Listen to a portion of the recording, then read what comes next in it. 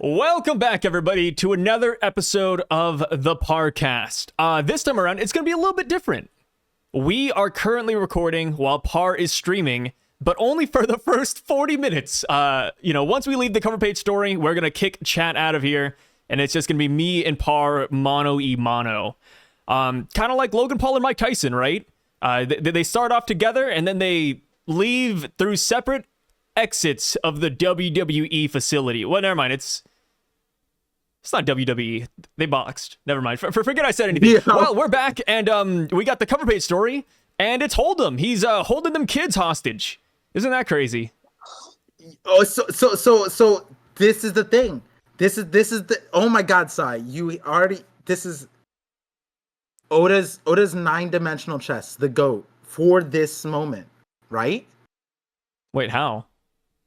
Because we never knew why he named him Hold'em, and it's because of he's holding him up. He's Oda set him up for the cover story as a petty thief. It's funny you say that because he also held Tama up back at the beginning of Wano. This is just a callback, right?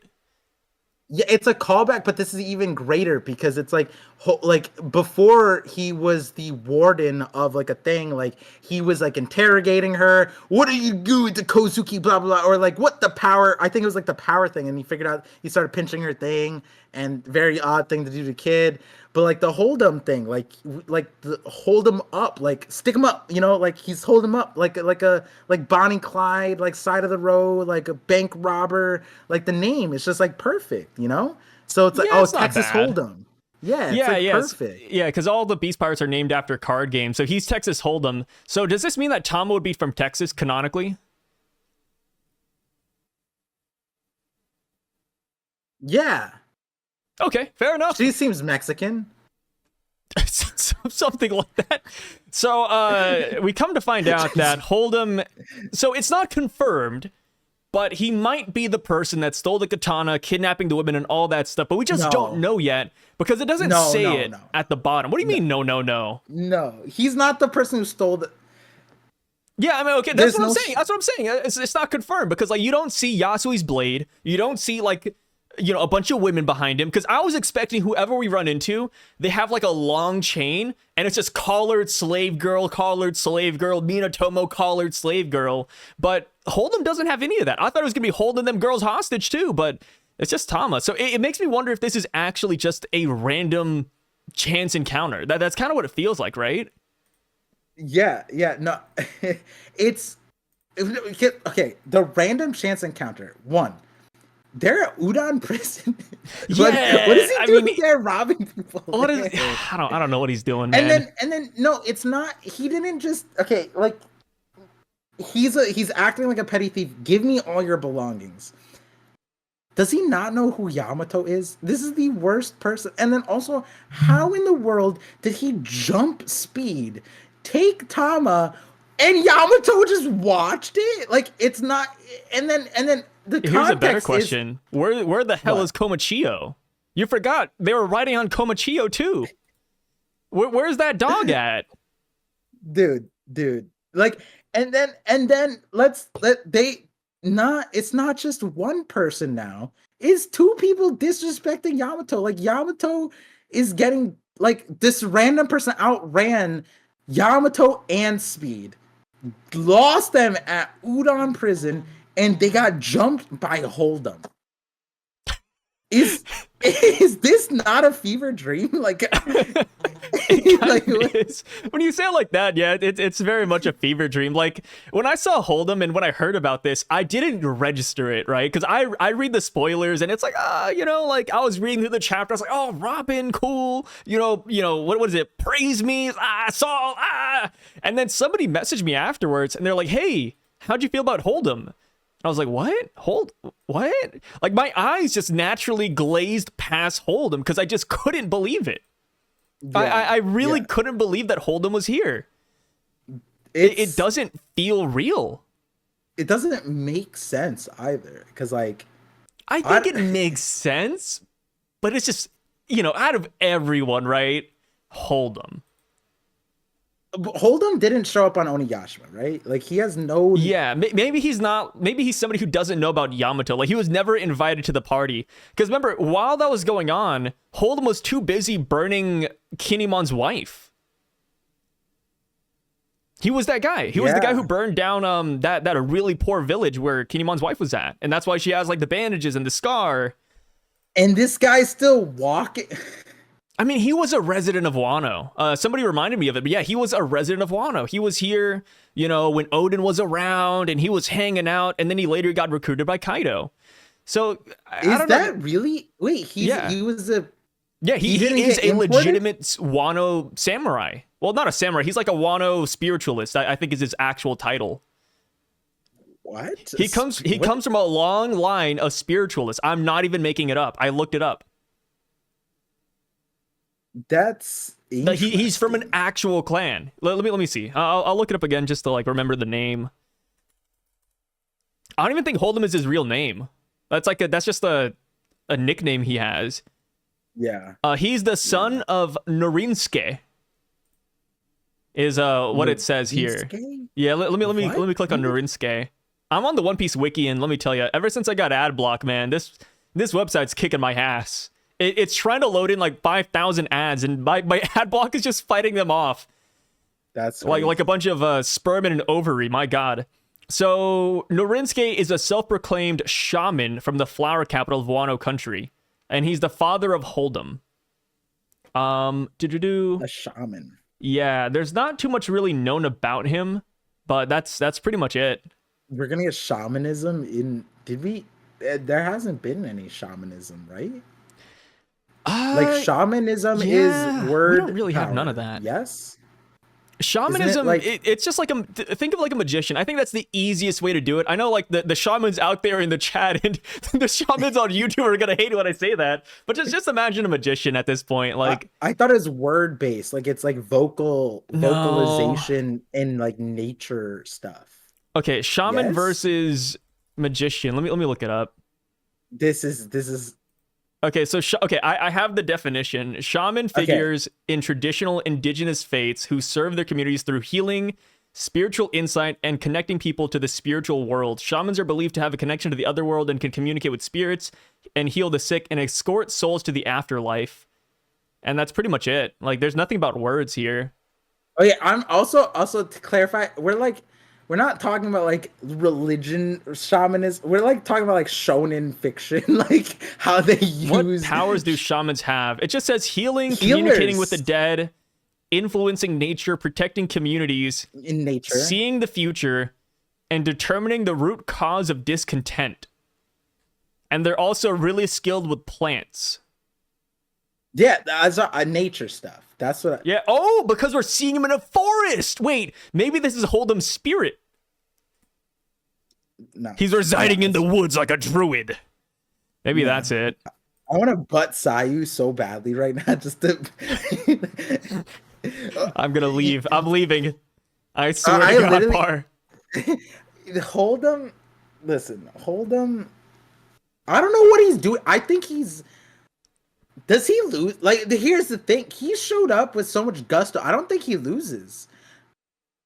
Imagine he awakened to smile devil fruit, right? Like the lion just jumps out of his stomach. That'd be cracked, huh? Right? Wait, isn't the lion a belt? Hold'em's a smile user. Yeah. How do you know nothing about Hold'em? Bro, why do you know nothing about this guy? Aren't you the One Piece expert? What is wrong with you, Par? Hey, also, wait, his name isn't Hold'em. It's Hold'em. Like HOLED. Yeah, you hold apostrophe EM. It's like maybe that's why he's capturing the women. Oh yeah, my God. Like, yeah, I don't know why it's called Hold'em. Like hold M. Yeah, because the TCB wrote Hold'em like Texas Hold'em, but this is Hold'em, like a hold. To be fair, we've never seen like Oda write it out in English, so it could just be like one of those things where it sounds like that, like the mother frame, and then you know, well, maybe one day Oda will come out and actually spell Hold'em's name in English, Like this is it's like Elbaph with an F and Elbaph with a PH. Oda's gonna have to come out and say, "Hey, the Hold'em debates are getting crazy. I gotta write this in." But I mean, we know what it is. Yeah, because like the Texas Hold'em, like the card game thing, Yeah. right? That would just make the most sense to translate it that way. Hold M is like a crazy why what would that even mean? What? Yeah. I don't know why that's a thing. But for Hold'em though, like, is he a threat? No, right? I mean, like I said, we've seen this before. Like with Tama held hostage, Tama just bites him. He lets go. Yamato picks her up, and then they beat Hold'em in one hit. It's gonna be the same thing. Somebody said that Tama could use the Kibidongo on Hold'em, but that didn't work back in in Luffy's fight because Hold'em was really cautious of it. He's like, I'm not eating that. I don't want no Kibidongo. What the hell? So maybe Tama throws it in his mouth this time, but yeah, like this is such a non-issue. Like no matter what happens, like Hold'em's not gonna be a big bad boss here. Like there's no way. Yeah. Do you think he? Okay, so hand over all your belongings, right? So he's poor. Like, yeah, he's strapped for cash. Do you think it's like the kids that were throwing rocks at Yamato? Do you think that they turn a new leaf and like Yamato changes them? I will admit, if there was one villain out of the Beast Pirates that turns a leaf, minus Kaido and King and them, because they have like the whole Joy Boy thing going on, but anybody else below them, I'd say it would be Hold'em because he lived in Wano, right? Like he's a native here. So maybe this is a thing where we not revitalize, but we rehabilitate him and he becomes a proper Wano citizen. I mean, because Odin kind of did that with the Scabbards, right? He fought Ashura Doji, the criminal, and then Ashura Doji became Odin's boy. Like, maybe this is a thing. Hold'em becomes a Yamato Scabbard. I would like that. I don't think Hold'em's that bad. Like, I make fun of him, but I think he's kind of cool. So sure, why not? Yeah, like, he's a loser, but a cool loser. Like, I'm just imagining how goofy it would be if, like, one day Yamato shows up to join the Straw Hats and Hold'em's right there. Like, Hold'em is Yamato's Zoro. Her master's Deuce, right? Is that it? Her what? Masked Deuce? Yeah, there we go. Masked Deuce. No redemption for Hold'em. The thing is, it's like... Okay. Who would be better though, Hold'em or the Yokozuna? What happened to that guy? Oh, the big Yokozuna dude? Yeah, the strongest sumo wrestler. I think he has a girl now, right? We saw him already. Right? Yeah. We did? In this? Brother! Par, what's happening? Okay, tidbit for everybody watching the video, but we are recording this at 3 a.m. Par's time. It's 2 a.m. my time.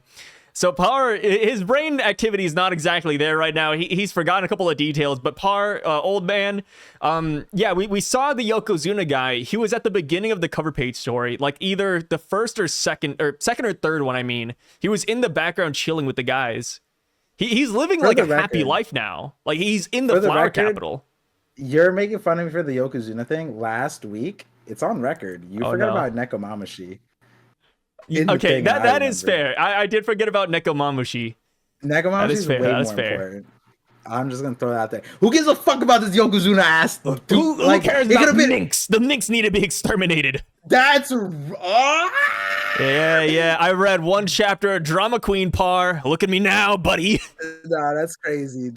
All right, guys, which one's more egregious? Is for me forgetting the Yokozuna, or is Sai forgetting the Nekomamushi? Was it? I think Nekomamushi was in like the previous. Like, hey. All I gotta say is that with how Toei stretched the Yokozuna scene, he might as well damn near be a scabbard, man. The screen time that Yokozuna got versus Luffy in the anime.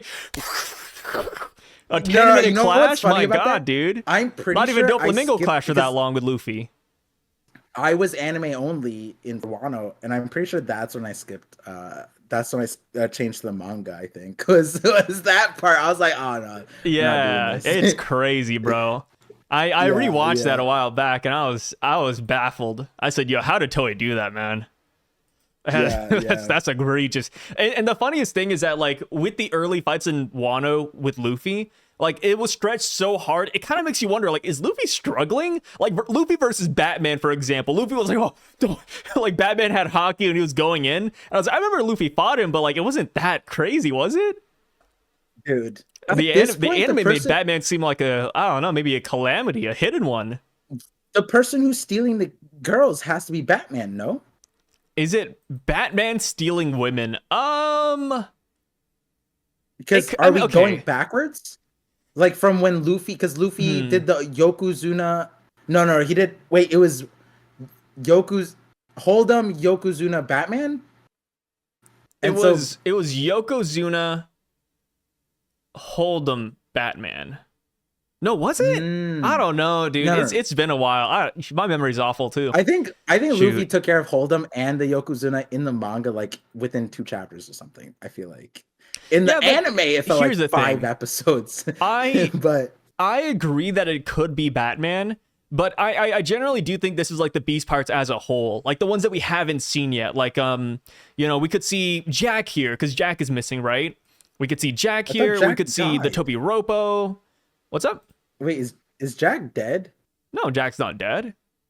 Didn't we see like it wasn't Inuyasha or no was Inuyasha? He's like standing over his dead body or something. Okay, we've seen that like hundreds of times where people lose and then they're just like laying on the ground. He's just gonna show up with a peg leg. He's gonna show up with a peg leg. Yeah, he's gonna show up with a crazy peg leg. Yeah. Probably. Did Jack get like marred or something? Like, do you think he'll come back with scars? Yeah, he has to. Yeah, Jack never dies. Jack is the survivor. Like, Jack is like Robin. He needs to be praised. Yo, yeah, no, literally, Jack when he survives and Kaido survives because everyone lives, and he meets up with Kaido, he has to have I'm skipping a little bit, but like he's got to be like, are you gonna praise me? And then Kaido's gonna like, you did a good job, Jack, my boy. Good job, Jack. I mean, here's the thing with Jack, right? Like, Kaido loved that guy. Like, if Kaido had to pick one member of the Beast Pirates to take with him, I promise you, Kaido's gonna spend like an entire night thinking about whether he should take King or Jack. Like, dude, those are his boys, man. I respect it. I really do. See, the thing is, Jack's story is if he heard Aramaki took Queen and King, Jack is the type to solo dolo it. No orders needed. Walks up to an admiral. He already faced what was it, Sengoku, Suru, and Fujitora or something like that when they were escorting Doflamingo. Jack is like, I got this, and he lived. Dude, no worries. To tell the tale, he lost horribly, but he lived. Yeah, I didn't say he won. He lived. Yeah, he did something. Yeah. Jack never dies. The Undying. Jack the Undying is such a hard name, to be honest. Yeah. Jack the Undying. Yeah. Like, I was gonna make a bad joke, but like. So for Hold'em though, like, do you think he is working with the other like Toby Ropo and Beast Pirates and all them? Or do you think he's like actually like a solo agent right now? I think he's a solo agent.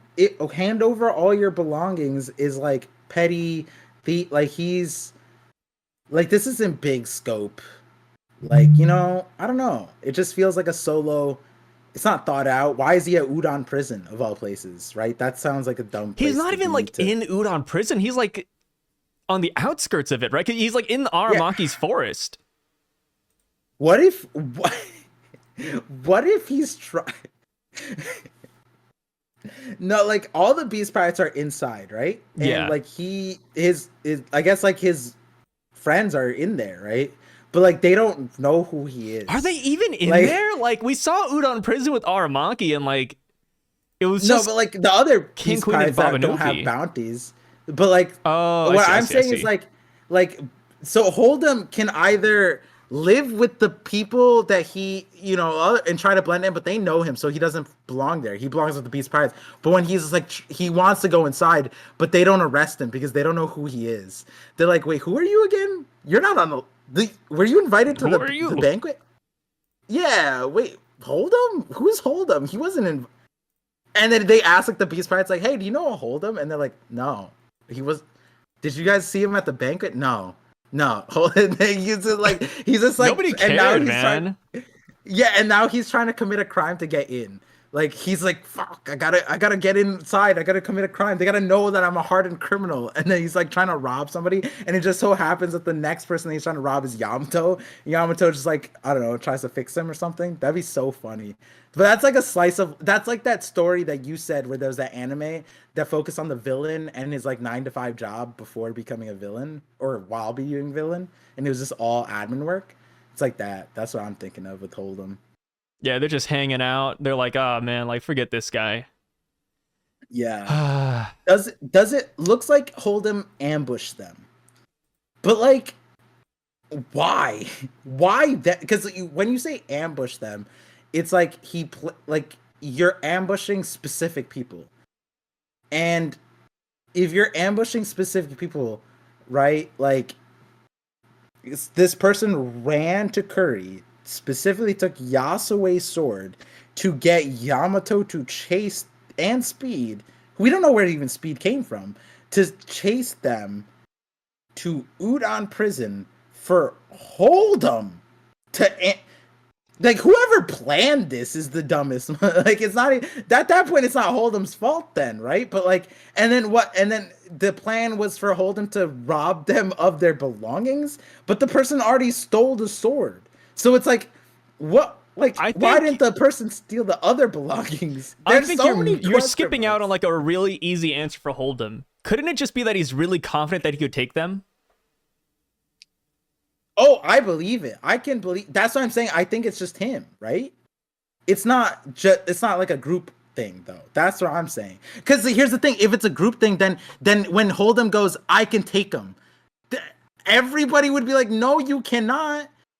Hold'em, do you know who you him though? Like it's like one of those things like you see like a getaway driver. He's like, oh, I got this, and then you're like, oh, he doesn't got it. Well, let's leave him to it. You know, have fun with the police chase. We're gonna go to the park. Cosmic Zoan, he's fighting the good fight. Every chance he's getting, he's mentioning Sukiyaki, and he's like, Sukiyaki planned this, bro.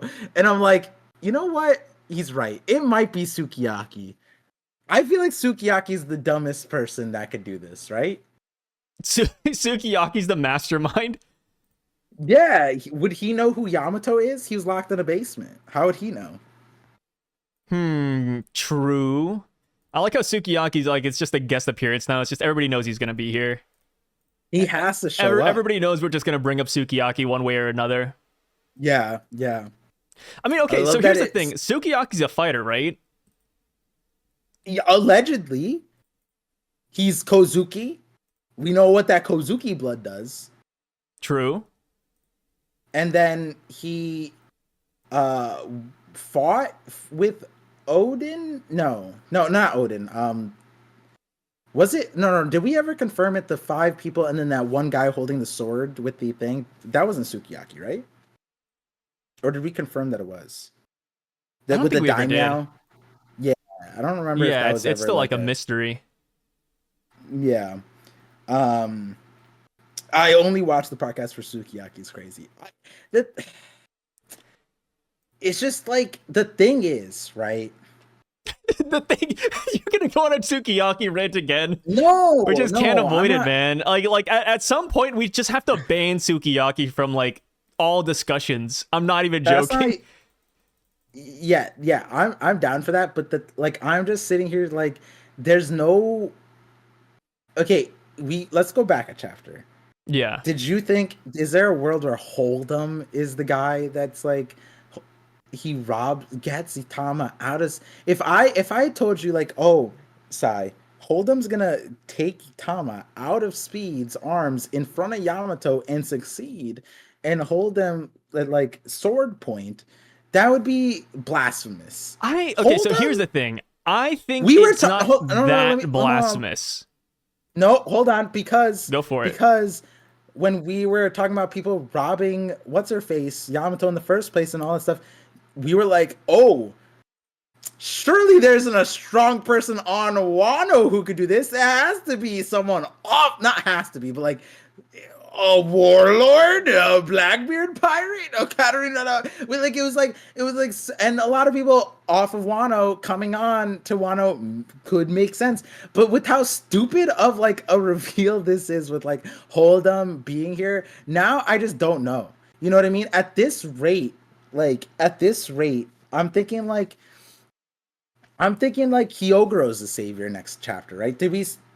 I'm sorry, did we see Hyogoro already? No, I don't know. But like, I don't think we like have. just yeah, so Hyogoro comes and saves the day. Yamato can't. And because the reason why Yamato can't is because she doesn't know Rio? I don't know. And so Hyogoro's like, haha, I taught Joy Boy in Rio or something. Like he has some crazy Wait, why would entrance. Ryuo be needed to beat Hold'em? I don't know. Like, why I would don't know. that be a requirement to beat Hold'em as Ryu? Oh, yeah. You need to know advanced armament to take this man down. No.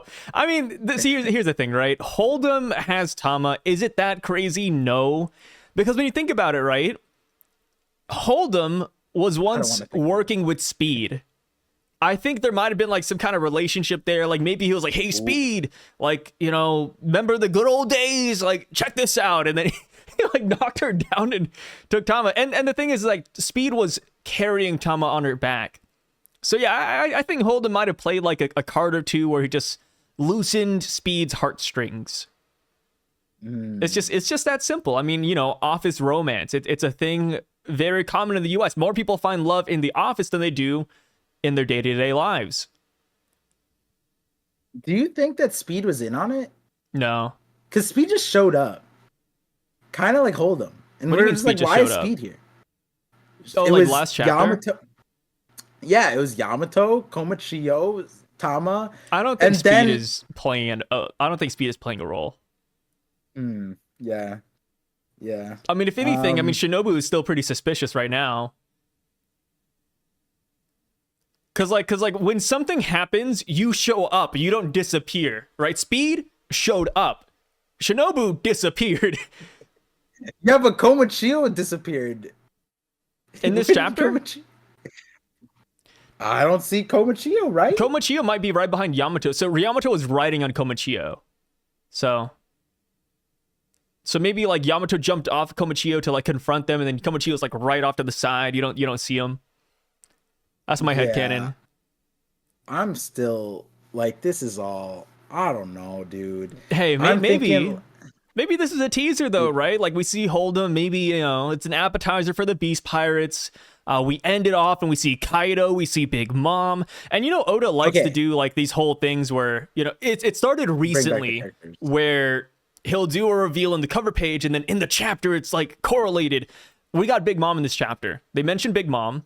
So there is a chance that maybe we go on and then we get more about Big Mom's flashback, the Big Mom defeat, you know, Kid Law, whatever. And then boom, Big Mom and Kaido are back. Like, I think that'd be huge. That'd be massive. Like Big Mom comes in next chapter, a cover story, and she goes, "There's an honor with pirates. We don't mess with children." That would be crazy. And yeah. Okay, so then how about this? What's your best guess at what's coming next? Like next cover page. Next cover page. Next cover page. I like the idea that Tama turns Hold'em into a Kibi Dongo person, but I just don't see that happening. I think it's a cool plot point, but I don't see it happening. I think it's just gonna be short, sweet, and simple. I think Yamato beats Hold'em. Yamato beats Hold'em. Yeah, I think it's gonna be just super straightforward. I feel like this is the opportunity for Tama to have a character arc, because like when she was earlier with Luffy, she was a hostage, but like you said, like this is her chance to turn the tables on Hold'em, right? Yeah, she's been training. I mean, I would agree with you, but if you look at the way Tama's like kind of doing this, she looks like she needs help. But wait, she has her hand up. Maybe she's saying no, I got this. Oh, maybe that's why Yamato's kind of shocked. Maybe that's why Yamato isn't doing anything. Wait a minute. Yeah. Tama's like, hey, Yamato, no, I can handle him. Like, maybe it's that. Like a substitution jutsu. It could be. Yeah, It could like we be. look up and then Hold'em's holding like a wooden log, like out of Naruto, and then Tama like slits his throat in the back. Oh my god. That'd Oh be my good, god. right? Yeah, like what they thought of Robin as a child. Tama is just that kid. Yeah, That's Tama's the real crazy. Nico Robin, the demon child of Yeah. Wano. Yeah. No, I'm thinking about Shin's Kurozumi. You know what they say. Yeah, once a Kurozumi, always a Kurozumi. Tama has blood Yeah. in her veins, and she Yeah, wants more yeah. of it. Oh, them Kurozumi. Them Kurozumis, man. Those guys in killing, Dude. you know, it's hand in hand. I'm just like, so like next chapter, I think Hold'em's defeated, right?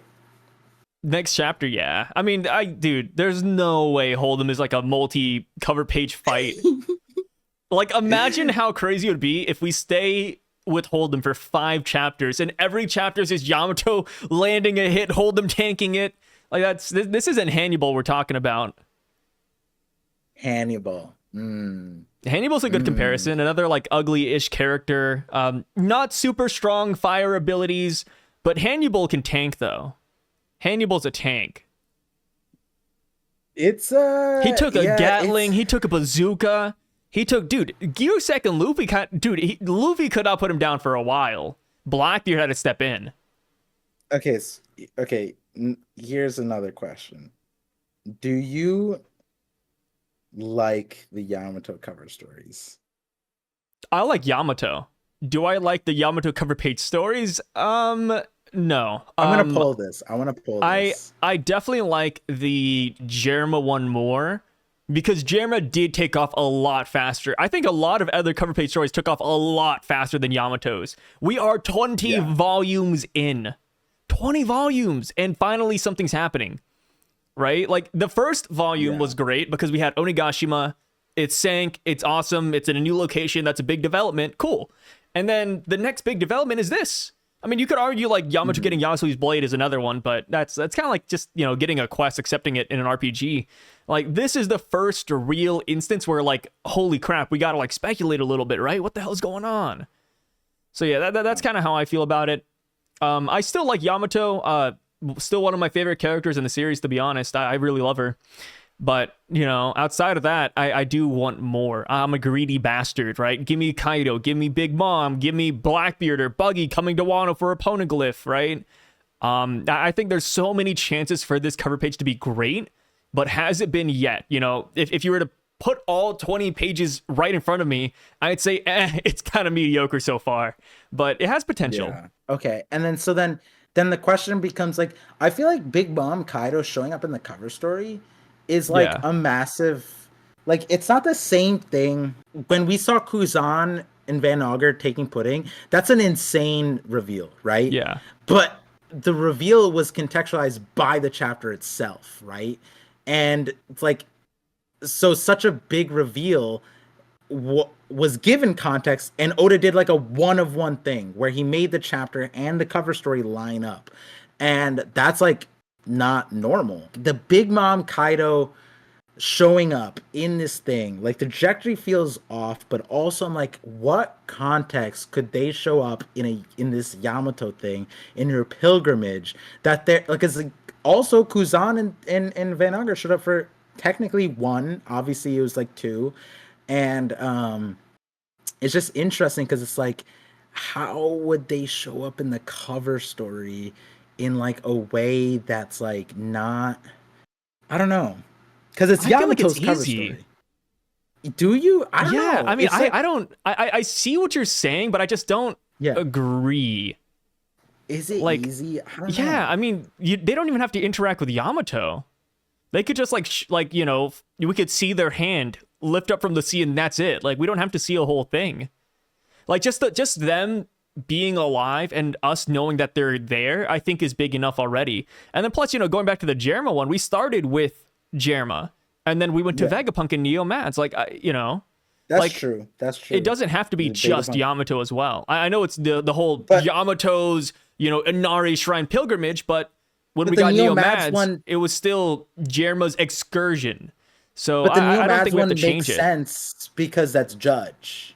Yeah, but you And could say that- the same thing here. It's Yamato and it's Wano, so it would be Kaido as well. Yeah, but Because Kaido is but no, but you said intrinsically that tied to Yamato. it doesn't need to like because that's what I'm talking about. Like it's Yamato's pilgrimage, and I'm saying like with the Germa one, it's Germa post Whole Cake Island, and it gets you to the part where Germa meets up with Caesar. That's Neo Mads, and that's why that's relevant because Caesar was there, Judge is there. They go back. Now they team up. You get the backstory, which lines up the Vegapunk thing, and that's why I'm saying with that part, it was contextualized by also the chapters because we got the Vegapunk stuff in the chapters. And with this one, I'm not saying it's impossible, like you're saying, but we're not on Wano. And we could get Big Mom's backstory, I guess.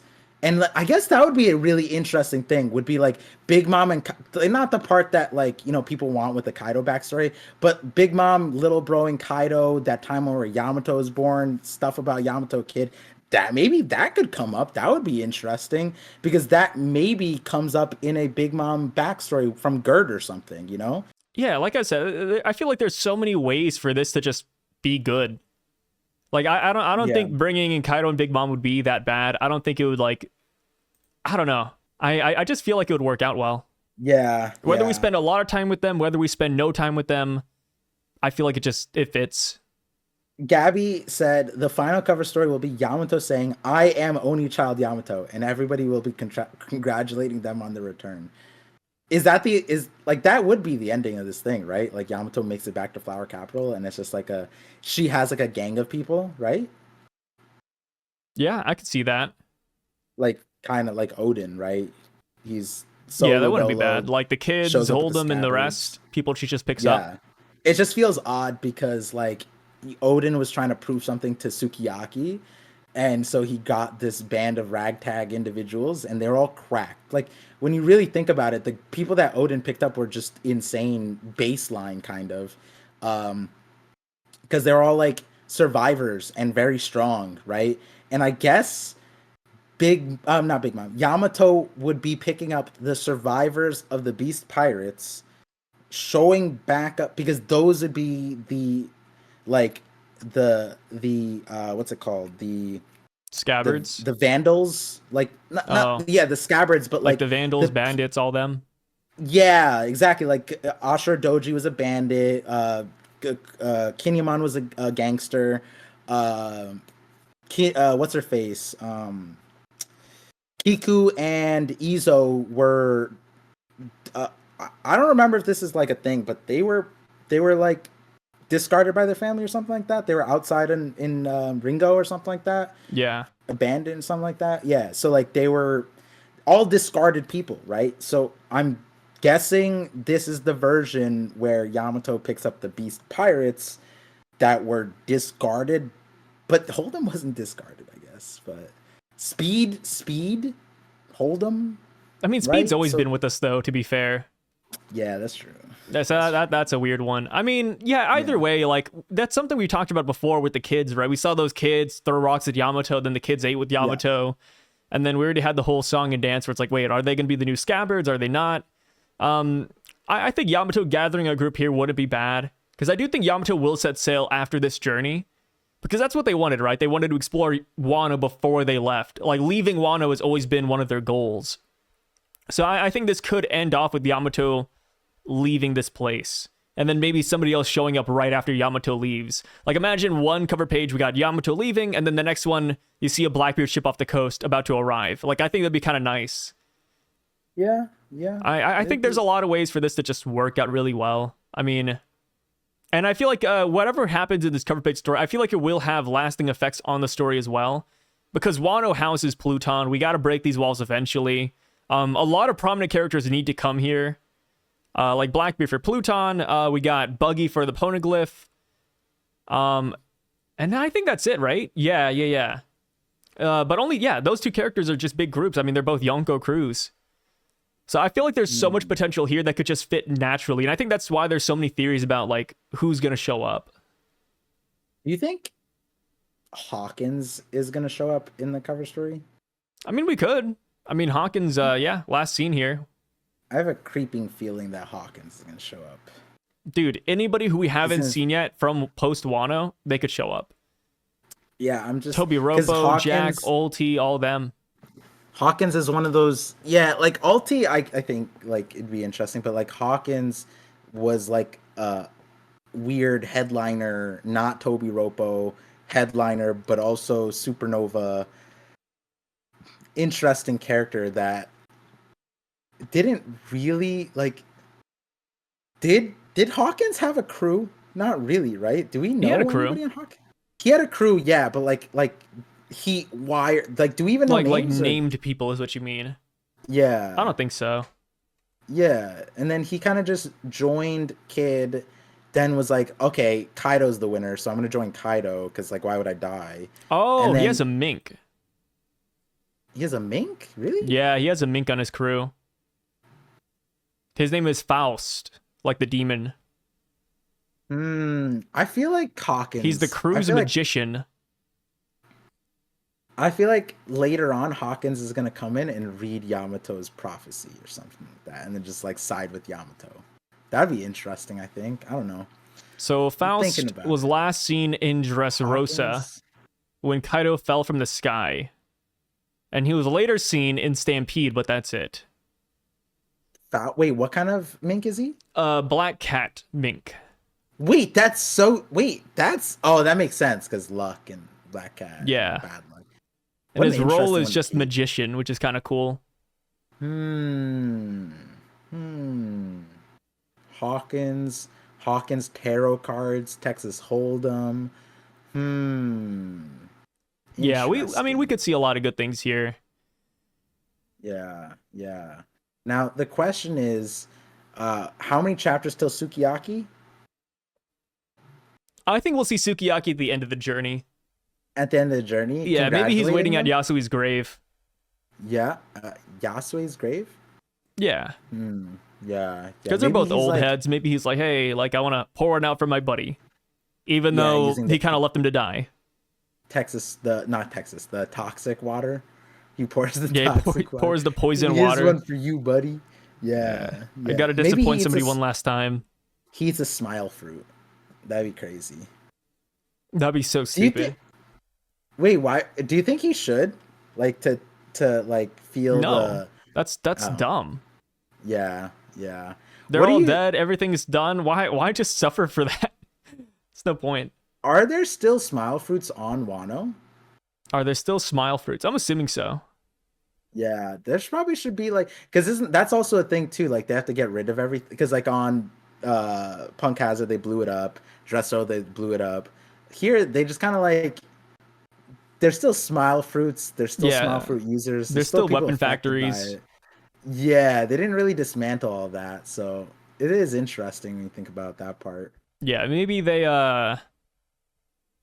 Yeah, I don't know. Like if they were effective, I would say Wano citizens eat them to get stronger, but like it's nah. The risk is too high, right? Like 1 in every 10 gets powers and then the other 9 just laugh uncontrollably. Yeah, Like it's not worth the risk. yeah. So Hold'em is the guy here. Do you have an idea who's this? Like you said, it's possibly Hold'em who stole the sword, but if you were to say someone other than Hold'em, who do you think? Who stole the sword or who's like commanding Yeah. Hold'em? Stole the sword. Stole the sword, I'd say I like your idea of Batman. I think that's a good one. Batman, yeah, Batman's Batman's a good weird. idea, but I think they're working for Jack though, because he's the one calamity that we haven't seen yet, and he's the one who's like the most loyal to Kaido. And Hold'em was also under Jack's command as well. Yeah, so Hold'em was like the guy right under Jack's like liege. So I do think Hold'em is still working for Jack maybe. Jack is gonna be a crazy comeback if it's Jack. I'll be a big supporter of this if Jack's here. Jack joining Yamato would be crazy too. There's no way that would happen though. Jack likes he likes Kaido too much, man.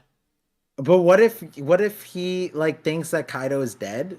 Like and that or not dead, but like he sees like cuz it's Yamato, right? Like so No, I mean Yamato's kind of been like the black sheep of the family, so no. I Yeah, mean, do that's you think true. that? I don't know. I just kind of think like it's kind of like the more absurd the character is opposed to Yamato, like Yamato's gonna pull them over, you know? It's kind of like the impossible. That's like what Yamato will do. I don't know. I don't Feel think like so. I feel like if there's characters left on the Beast Pirates that are notable and they're like active, the only issue with that is like not the only issue, Hold them, I'd but say yes, but Jack, no. By the way, yeah, because it's like the Kaido stuff, yeah. right? But when Kaido and Big Mom, like the other interesting part is that like at the end of the story, Kaido and Big Mom are going to be on our side, right? I feel like they would be. Ultimately, right? Yeah, So I mean, when does like if that they had to start? pick a side, right? Like if you held the gun to their head, would you rather fight for Luffy or would you rather fight for the world government? I feel like they're just gonna side with Luffy. I don't think they're gonna be like good people, but I don't even think Yeah, they're gonna help us for that long. But it kind of reminds me of like the trope that's in One Piece, right? We have a big bad villain, we beat them, and then they're in this weird ground of like ally enemy, like Crocodile, for example. Mr. One, mhm. Mr. Two. I think even Doflamingo is gonna be the same way. Buggy, all of them, like pretty much the cross guild folk. Like that's just kind of how it is. Even Sentomaru is kind of like that, right? Where he fought us and now he's Yeah, helping us. Like we have a yeah, knack for literally turning enemies into allies, like Mihawk said. Big Mom yeah, and Kaido, I don't think they're gonna love working for Luffy, but I think they'd help him because that's the person who beat them, right? Like yeah. But I'm saying like when Kaido's does very it much like a start? Kenpachi character. Like if there's somebody that's gonna beat Luffy, it's gonna be me. But I mean like when does that start? Like when does When does that that like start? do we just have them show back up and then they're just like rationalize why they're fighting with Luffy, or do we get a storyline starting with like a Nah. cover story? No. Well, I mean, we Yeah, could get a it's story. I mean, it interesting. depends what you count it as, but I feel like they Yeah. if they were to show up and just help when Luffy's like in need or if he's about to die, I could see that. Yeah, because it's weird to say Kaido's like on because the they're prowl for on like a good fighter. if they are on Wano, because some people think that they got blown off by like the volcano, Yeah. which I don't know where that would end up. But if they were on Wano, it doesn't make sense. I'm not saying it makes sense, but like them showing up with like Pluton, with Yeah, the end that's the stage old of theory. Wano. Yeah, like again, I I don't think haven't that's made a theory bad. like that.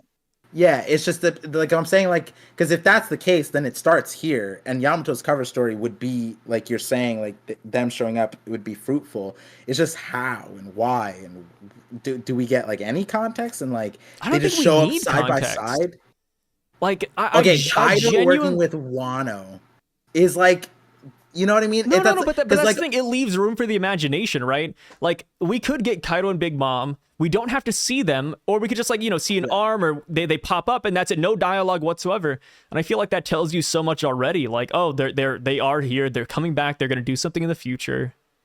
No, but what I'm saying is them being on our side, Oh right? An yeah, arm coming back, that's fine. But like even with Anel, we got a whole ass thing where he's like on the moon, he's doing this and doing that. With Crocodile, we got like various storylines, but like the when Oda brings back the villains, he separates them from where they antagonized. You know what I mean? So like and now it comes back it like hand in hand with Skypiea, maybe not.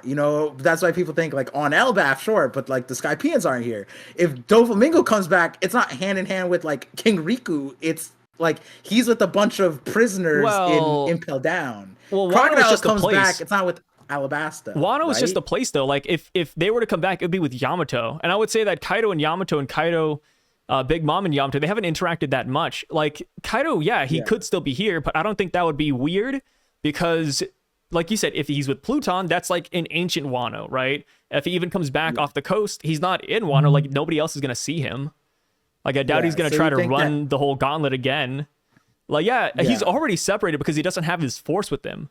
Like the reason he was able to take over Wano is because he planned for it for a long time with Orochi, and because he had a whole crew that could do it. Like that crew's not here anymore, man. Like half of his crew got taken by Aramaki. Tobiropo or MIA. Hold'em is here. We don't know where Jack is. I'm assuming Jack is out there looking for him. But Yeah. yeah, I don't think it would be like a repeat or too redundant. Or I also don't think he would have the same mindset, like, oh, let me do this, or like, let me run it back one more time. You know, the raid hasn't failed. And then with Kaido too, like, we already saw that he was curious about Joy Boy, right? He Yeah. asked the whole thing with King, like, oh, you think I'm Joy Boy, huh? Like, is this really the world Joy Boy would make? I don't know. Actually, King, I know Joy Boy. He's the guy who's going to beat me. Luffy beat him. And I think that right there is already enough for Kaido to want to see what Luffy's going to do, right? Like, Kaido's probably curious about the world Luffy's going to make at this point. You know, Luffy said he wants to make a world where everybody can eat. I bet Kaido would want to see it at this point. Or at least Kaido would want to fight him and then, you know, challenge the Joy Boy title again. But if that is the case, then it ends up in the whole thing where Kaido doesn't want Luffy to lose to anybody else but him. Yeah. He I think falls into like a shonen stereotype. Before, but I think the greatest catalyst to what you're talking about too would be if they listened to the Vegapunk message, but we don't know if they did or could have. And had they listened to it, it would have made like some Maybe of Jack it. listened to it and then he relays the message. Yeah, that would be interesting. I feel like also because if it's Pluton, Yamato, Momo, Kaido, right? Like that gang put aside their differences, fight the world government, sure, right? Like they don't need all of Wano, like you're saying, right? It'll be really interesting to see how Oda brings those parts together. I mean, it's not out of the question. It's more like the trajectory of this cover story, and if it cover that, I feel like it's going to be a different cover story, or not even a cover story. I feel like that's going to be separate, or we might not get it until like when it actually happens. You know, that's why I'm like, does the scope of the cover story go that far, or is it cover something completely different? I mean, I always go back to Jerema. I know you see it differently, but Jerema literally started on a whole cake, rescuing Ichiji and Niji. And then we ended up all the way over here where we seeing Neo Mads. We got like a flashback where Vegapunk is talking to the Gorosei, you know, getting a Nobel Peace Prize.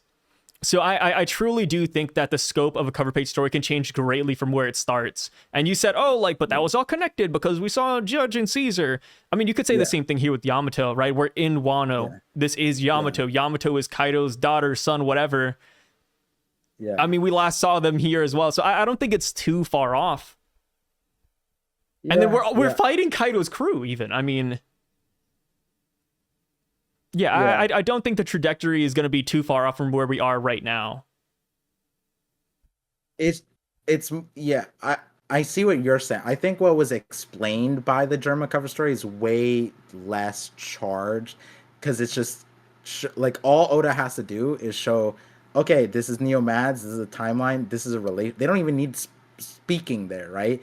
And what you're saying is like just an arm coming out, but like as far as paralleling that to the Vegapunk thing, like that's not what Oda just did. Oda showed the growth of their group together up into the current timeline, which would be interesting here.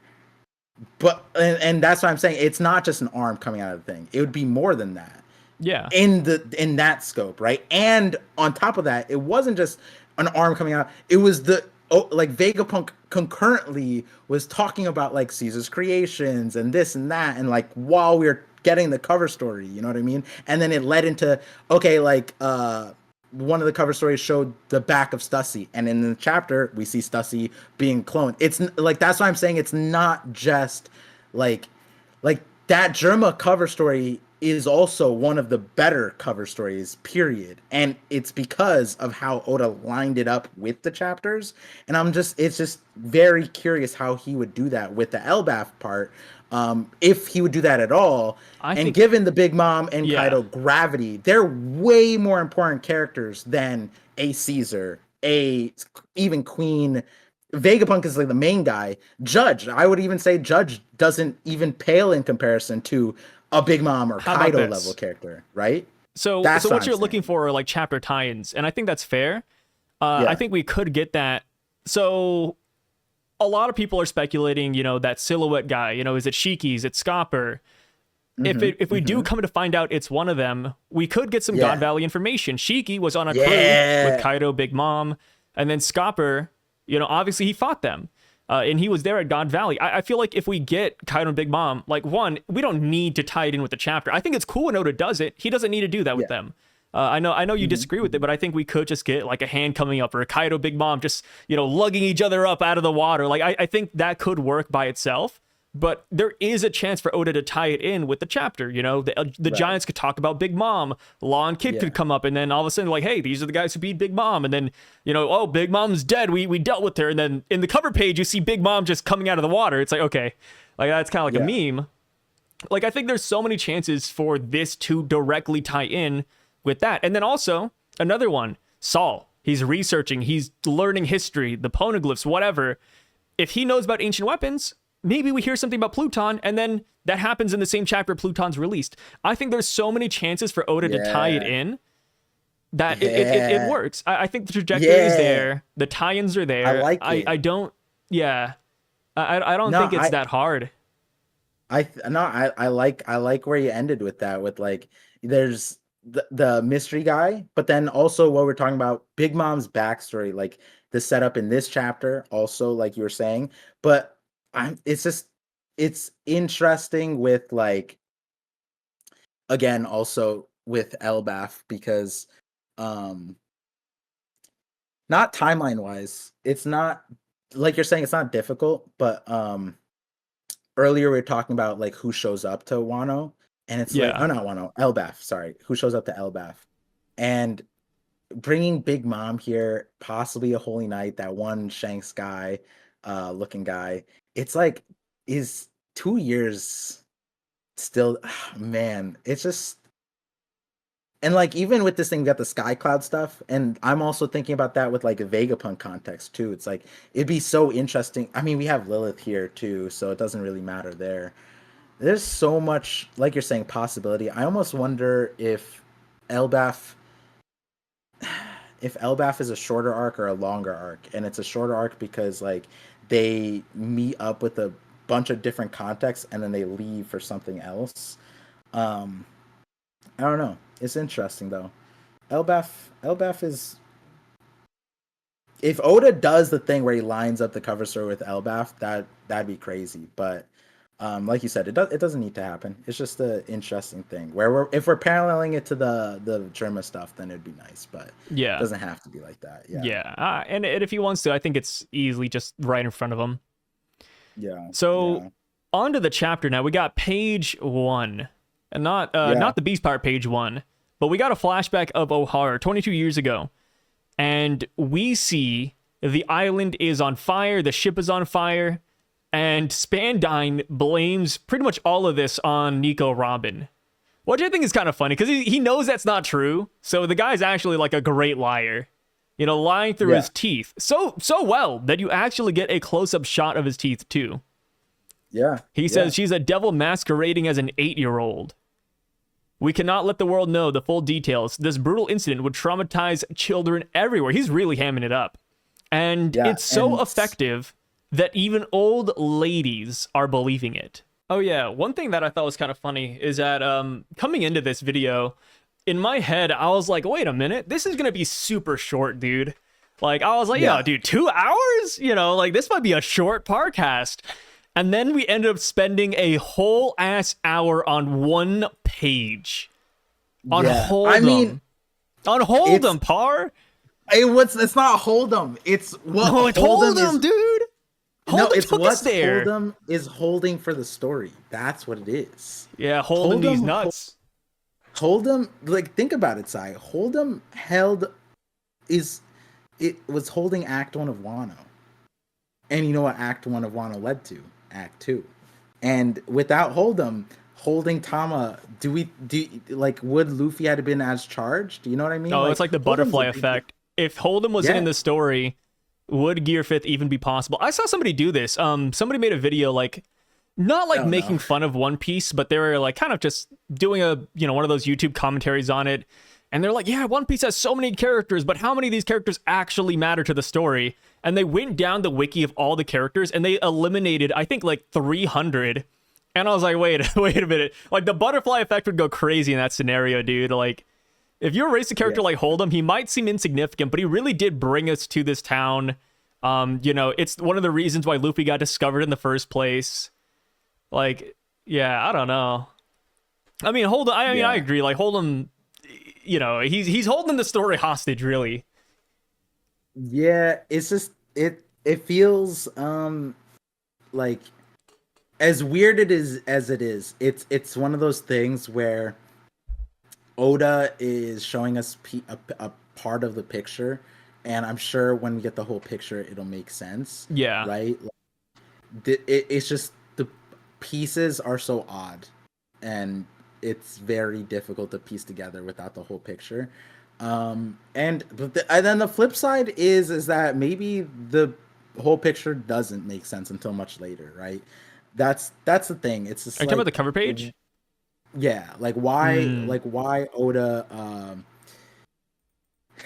essentially said that he uses the cover pages to explain things that he wants to show in the thing but might not have enough time to. So like what is this one? And if the last one is any litmus test for that, this is probably going to be important. Yeah, and 100%. Considering Oda tossed Rocky Port into the SBS and he's choosing this story for a cover story, surely it's important. When you think about it, Oda could have just tossed this into an SBS, right? He could have just timelined Yamato's pilgrimage. Oh, he met Hold'em, sword stolen, returned it. He could have done that, So there's going to be something important, and I think it's worth thinking about, especially because, like you're saying, there's Pluton, Kaido, Big Mom. Like that's enough for us to like, hey, let's sit with this, right? And Germa's was a great one because it was like, how do we get Pudding off of the island? And Oda showed it. The Blackbeard pirates showed up, right? So in a similar vein, there's probably going to be a big picture that we're going to finally understand. Oh, easily. And the question is, how does Hold'em fit into that, Yeah, I mean, easy. Yeah. So we got that old lady, and she's like, yo, she has the eyes of a stone cold killer. And I thought that was really funny because I saw Cole tweet out saying, oh, I normally like elderly people, but F this old lady. And it's like, nah, dude, old lady, she's just, I don't blame her, man. Like, when you think about old ladies in the verse, like, dude, there's a good chance that stairs could kill this lady. A breeze could kill her. If you hear about a killer child, I think it makes sense, right? Like, would you be like, if you read the news and there's like, oh, this 8-year-old kid is going around murdering innocent civilians, would you want your grandma to hang around this kid, even if you like had an inkling of a hint that Robin wasn't actually the perpetrator? Would you risk it with your grandma? Yeah, no, but like also I was saying this on stream. I was just like, I feel like there's so many crazy stories, like because the Uta thing isn't canon, right, with Shanks. Yeah, but like technically, Shanks became a Yonko somehow, and the way that story carried it was that like it's something on the tier of he blew up an island, like he just killed everybody, and it's like, but like Shanks doesn't have this notoriety of like, and it's just interesting because like Whitebeard existed, he's here, and it's like, are we more afraid of a Whitebeard or a child? And it's like, I'm sure, and she is. And then the other thing is like the like how fear you that put she's Robin in the same tier as Whitebeard. Well, I mean, the thing is, it's like people aren't fearful. Like the way they're okay. So this is the other thing I said was the way. At least Oda is showing us this edge of the world. I don't know if it's like the entire world or whatever. They're making it sound like the entire world, but like the way that they're talking about Robin, I'm like, 79 million is an insult because like this girl is instilling fear that like like 300 million Luffy wasn't even doing like this. You know what I mean? Like Luffy wasn't a nighttime horror story for every living person on every island. Like Luffy got like, oh my god, isn't that the monkey, the giant ape guy who's 8 foot tall is scary? No, like Robin is like, oh my god, she's leaving a path of murders and thefts behind her, and it's like, damn, what, 79 million for this notoriety? And the notoriety is she's ancient weapon reviver. a scholar from O'Hara able to blow up an island with her bare hands. Like this is some crazy, you She's know what I scary. mean? Like, Would like you believe Luffy it? doesn't even have. Would you believe the Would propaganda? if I was in the One Piece world, I think so, right? Like if we were just normal people, like I'm thinking like the That's fair. One Piece fan letter thing, right? Yeah, Like I think all the Marines believe it. When as post Marineford, you fair. believe it. But like I like because the thing is, I say post Marineford because that's like in One Piece fan letter that showed you how like there's Marines pre Marineford and then the Marines post Marineford. Like yeah, this shit's real, right? And it's like now we know there's a lot of not Marineford level events, but uh like like global catastrophes that these characters were involved with. I feel like Okay, yeah, they wait. probably How did. about Like this? How about this? Okio Kingdom Robin, is one. 8-year-old Robin. She shows up at your doorstep, and she says, "Mister, please, food, shelter."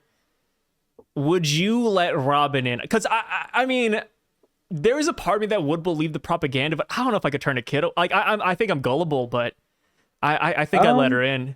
Or maybe I'd be like I think I could also be like a Streusen type character where I see this, I'm like, wait, if she is a stone cold killer, maybe I could hire her. You know, maybe I could train her Maybe I up. could use this. Um, What would you do? What would you let Robin inside? Let's say you have your wife and kid too. Like they are also whatever you choose affects them. uh-huh. And it's Your son and wife are there. taking this other kid in. Yeah, I feel like You take maybe him I in, could be normal. Yeah, I feel like my wife would just take him in, like a stray cat. even with all the propaganda. Yeah, I mean, I don't believe in propaganda. I'm a visionary. I gotta see through it myself. Yeah, I Yeah. respect because I think I'd take Robin in too. Like even with the bad press, I think even if Robin was a killer, like I said, I might just turn into like a killer for me. I don't know. Like hey Robin, Also, hey, like, I heard you killed some civilians, man. Let me tell you, there's a target over here we need to take down. The bounty's yeah, insane. and also, like, what is interesting though is like, because like, I'm not a narc, Yeah. right? But then two, these people aren't. They're not doing it for the bounty. They're genuinely afraid. That's the part where I would be confused because The old like lady is. no, like other people are too. Well, Like okay, this guy, the other I people wish say, she'd just look die at that already. bounty, let's shoot to kill. Yeah, but like there's this mom with their child. I can't sleep knowing she's out there. I wish she'd like she's the well, yeah, boogeyman. them. She's the it clown. She's a Saw movie. She's literally a horror film walking. She's the exorcism. She's that. Like people can't sleep at night. Like that's why I was saying like the Whitebeard didn't get Whitebeard was alive, able to destroy the world, walking, and nobody knew that he had cancer. And it's just like how come like Robin doesn't have that kind of notoriety? The thing with Whitebeard, the Whitebeard had freaking songs. Remember the whole thing where like I think it was anime filler to be fair, but there's like a scene where like a bunch of kids were dancing like la la la la Whitebeard's gonna kill the world, woo-hoo. Like they were dancing in the village and the parents were acting like that's normal. Yeah, and that's what I'm saying, right? Like it was never like the way 79 million Robin is carried throughout the world. It may like Higuma should be more notable. Like, why?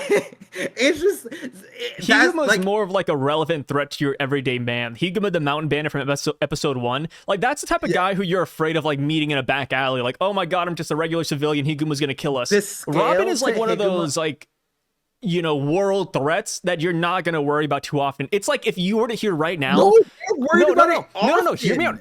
If you live in America, Par. If you heard about a serial killer in North Korea, it's scary, but it doesn't affect you in your day-to-day life. Like the lady who's like, oh, I can't sleep at night. It's like, lady, I don't even know what island you're on. Like, who are you? You know what I mean? Like, you're nowhere close to Robin. What are you talking about? And that's what I'm saying. The 79 million is like, it's not matching. Like, here's the other thing, right? It's not just this lady. It's Tom. Tom from Water 7, my guy laughed at everything. Oh, the world wants to execute me? I'm gonna build a train. And then Iceberg and Frankie are like, aren't you scared, Tom? He's like, no, I'm not scared. But you know what I am scared of? You see this girl? This girl's the real issue. You guys need to watch out. And then But for years, Tom, it's a real threat, though, because Tom knows about Pluton. He knows that she can do it. The other people don't. They don't even know ancient weapons exist. Dragon doesn't even know that, dude. Dragon just got the big reveal, a couple chapters ago about ancient weapons. I'm saying that because like Tom, like Iceberg and Frankie reacted like normal people. Who the fuck is this? And then they didn't believe it until Robin like showed up on the island. But they could sleep at night, right? But the way the 79 million is carried in this chapter, it's like she's a household name that like everybody. To be fair. Like it's like their Tom. We could have like 500 spin-off chapters of people reacting to every bounty in One Piece. It's just Oda hasn't shown it. Like I bet there's people who think that about Luffy. I mean, well, people do think that about Luffy, right? The Marines do at least. Like Luffy's a monster. No, but the One Piece fan letter, right? Like there's people who cut through the butter, and there's that one guy, the Roaring Waves guy, and he's just like, I love Chopper. Like, yeah, but Chopper has a 50 berry bounty. That doesn't matter. Yeah, but what I'm saying is that like I guarantee you, there's people around the world who freak out about bounties on the daily. Like every day for these guys is another day in hell. Like imagine this lady, right? 79 million Nico Robin. Oh my God, I'm gonna, she's gonna kill my family and take my husband. Like. Yeah. Imagine what they thought of when they saw Bellamy's bounty. Oh my God, Arlong's bounty. That's what I'm saying at the start. That's what I'm saying. How can you be afraid of a 79 million bounty 8-year-old when there's a 6 billion berry? They're afraid of everything, is what I'm saying, though, right? And then you have to imagine your favorite word, trajectory. Robin is 8 years old. Dude, the minute she reaches adulthood, if she's 79 right now, she's going to be like 10 billion when she's an adult. Look at Big Mom. We already have an example of that. Big Mom started out like 90 some. She was up there. She was a little bit above Robin. And now look at her, right? Maybe she's afraid of a second coming of Big Mom. She doesn't want Big Mom to come. She does want Big Mom to come. No, okay, so yes. Oh my God. What can she become when she becomes Big Mom's age? She'll become a Yonko. Right? Like my point was what you said at the end, right? There's so many bounties above and scary and local even to them. Like that would be scarier to me. Like who am I, like as far as when you ask, like, am I taking her in, right? I feel like at a certain point, you get desensitized to it, right? Am I more scared of the 1 billion berry bounty, scary bird on fire, like mystery man thing that could be flying in the skies, or a random 8-year-old girl that like was like, there's so many stories, there's so many bounties. Is this the one that I'm afraid of? You know what I mean? Or am I afraid of the guy who can turn into a dragon? I don't know, like the guy who could turn into a dragon, and like, does that sound so mythical? Well, so does a little girl who can blow up ships, right? Like I don't know. That's why I'm saying I wouldn't believe the propaganda, because like at that point there's like 500 bounties probably local to me that are scarier and more believable. You know what I mean? Is this that believable? Maybe. Is it I can't sleep knowing she's out there. Okay, but what about I'm sure there's threats more believable, bounties that you probably seen, that's like, all right, lady. Yeah, I'm sure Robin's the reason you can't sleep at night. You know what I mean? Like at that point, it's like, then you just can't sleep because there's so many people to be scared of, But like, this is like going back to before, right?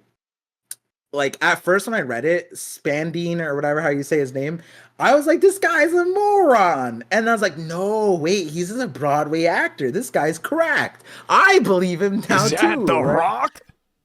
Yeah, like it's all about, because like that's the difference, right? All the other bounties are just set. Some guy some team investigates it. What's his face? Sengoku's dude, the glasses, what's his guy's name? I always forget, but no, I always forget. It's just late. You know the guy's name? The bounty Uh, guy. the bounty guy? No. Yeah, like Widow's Peak, I think, a little bit in Afro. He was the one who told us about the bounties for the Yonkos and Warlords. Oh, brand new, brand new, brand new. Brand new, that one, yeah. Yeah, Yeah. so a team investigates it. Brand new gets the report. He's like, precedent. He sets down a number, right? The difference here is that there's a story being told. Not everybody gets a long-standing story like this, right? That's the main difference.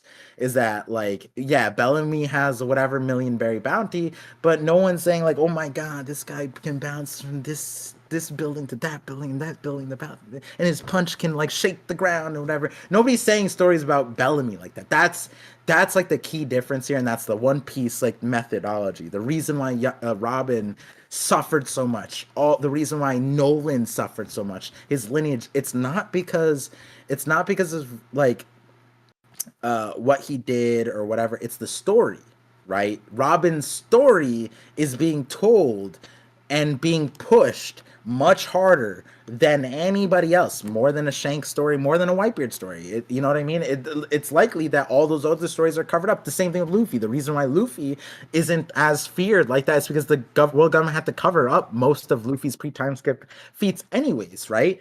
And the only, like, not the only time, but like the most notable time that Luffy showed up pre-time skip was Marineford. But Luffy wasn't that scary in the scope of Whitebeard, right? So it's like, even then, in scope of Mihawk, in the scope of Shanks, in the scope of Akainu, it's like Luffy is yes, Luffy. But like, are you that afraid of him? No, right? That's the difference here that like Oda's obviously showing, is that like it's not what Robin did, it's not the number that Robin has, it's the story that Robin has. And the story, it's not just the story that Robin has, it's that the motivation to push Robin's story is much grander than a Bellamy, much grander than a Shanks. What benefit does the world government have of like with the Shanks situation? It's like who's gonna kill Shanks? Nobody, right? Like they don't even want Shanks dead. I don't know.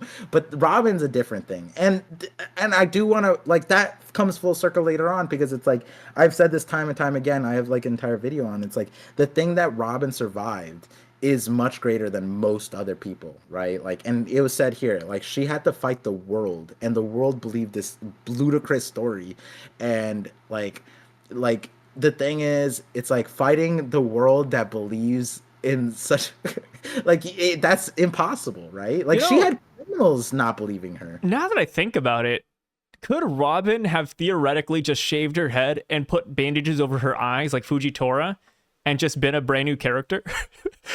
Because No. they're looking at the bounty poster, right? They're like, oh, it's in her eyes, right? Oh, you see the bob cut. If Robin shaved her head and just covered her eyes with like either sunglasses or just like bandages, nobody would recognize her. Am I correct? Yes or no? You are correct. And I actually talk about this in I think it's a short.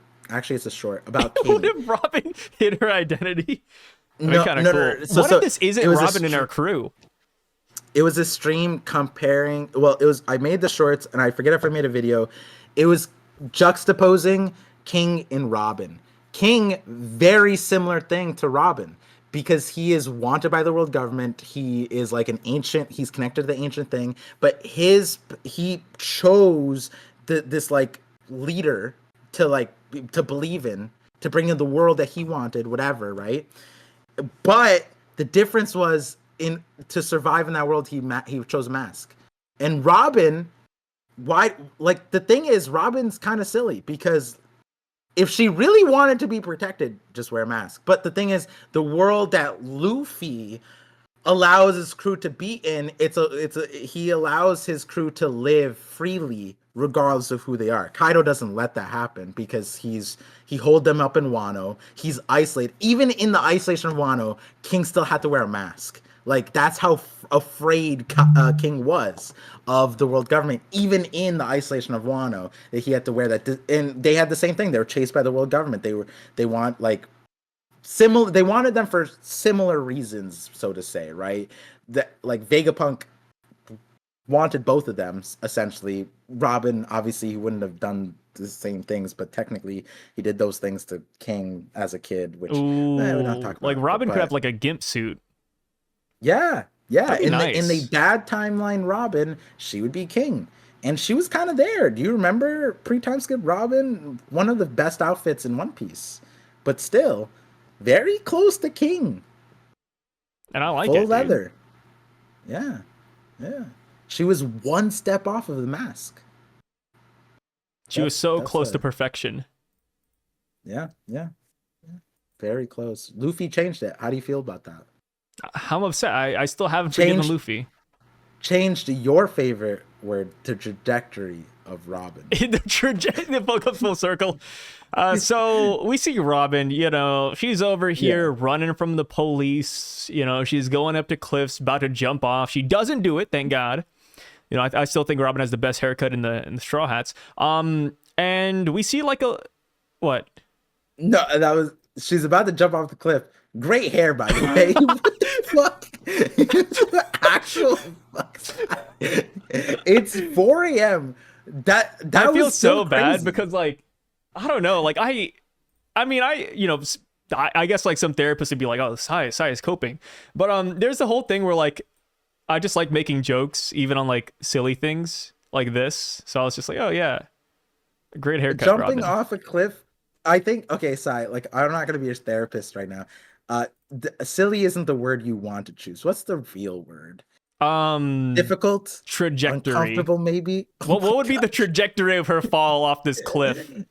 Would she hit the rocks head on, or like what's No, the deal I with said the that? same shit last week. I was talking What about if she how just jumps off because and survives? there was a I forget who it was in the thing. They just had like a stick and satchel thing, and I was telling the stream how like I did that when I was 11 because I just like Yeah. ran away from home, and then like the Robin panel hit extra hard for reasons, and it was just like, and I was did the same thing as you. I was like, and but then later on when I separated myself a thing, I thought how cracked this would have been if Oda could have changed. I think Oda I think Oda restrained himself in Eni's lobby. I think that this is always in his mind, but like imagine how crazy it would have been if he had shown this back at Eni's lobby. Because the thing is, when Robin said I want to live, it was on a cliff Oh looking yeah, no, down, I agree. and she could have just jumped and ended, right? Like the Straw Yeah, Hats, boom, blah, it would have been done, right? Obviously, she wouldn't have made it down because Lucci would have just like caught her. leopard caught her, I yeah, mean, I think all or the Straw Luffy. Hats also would have caught her too. Yeah, something like Yeah, that, right? But and then here, right, she's just saying that, and that's the thing. It's like live Robin, and it's like this now contextualized the Annie's lobby thing it is hits, so bro. insane. It's so good. Yeah, Great it's really scene, good. It's really and good. not because You Robin was know, going to die. I just like the the meaning behind it. yeah, the choice. Yeah, She made a and when I choice. said Robin's hair is great, it's because she has his haircut nowadays too. By the way, I just think bangs are great. So we see Robin. She walks up to a map, and she Deflecting. also like circles it, and you know she puts O'Hara back on the map, and that's pretty cool. I think this kind of like goes back to Emu and how Emu put the X on the Lucia, and he deleted it.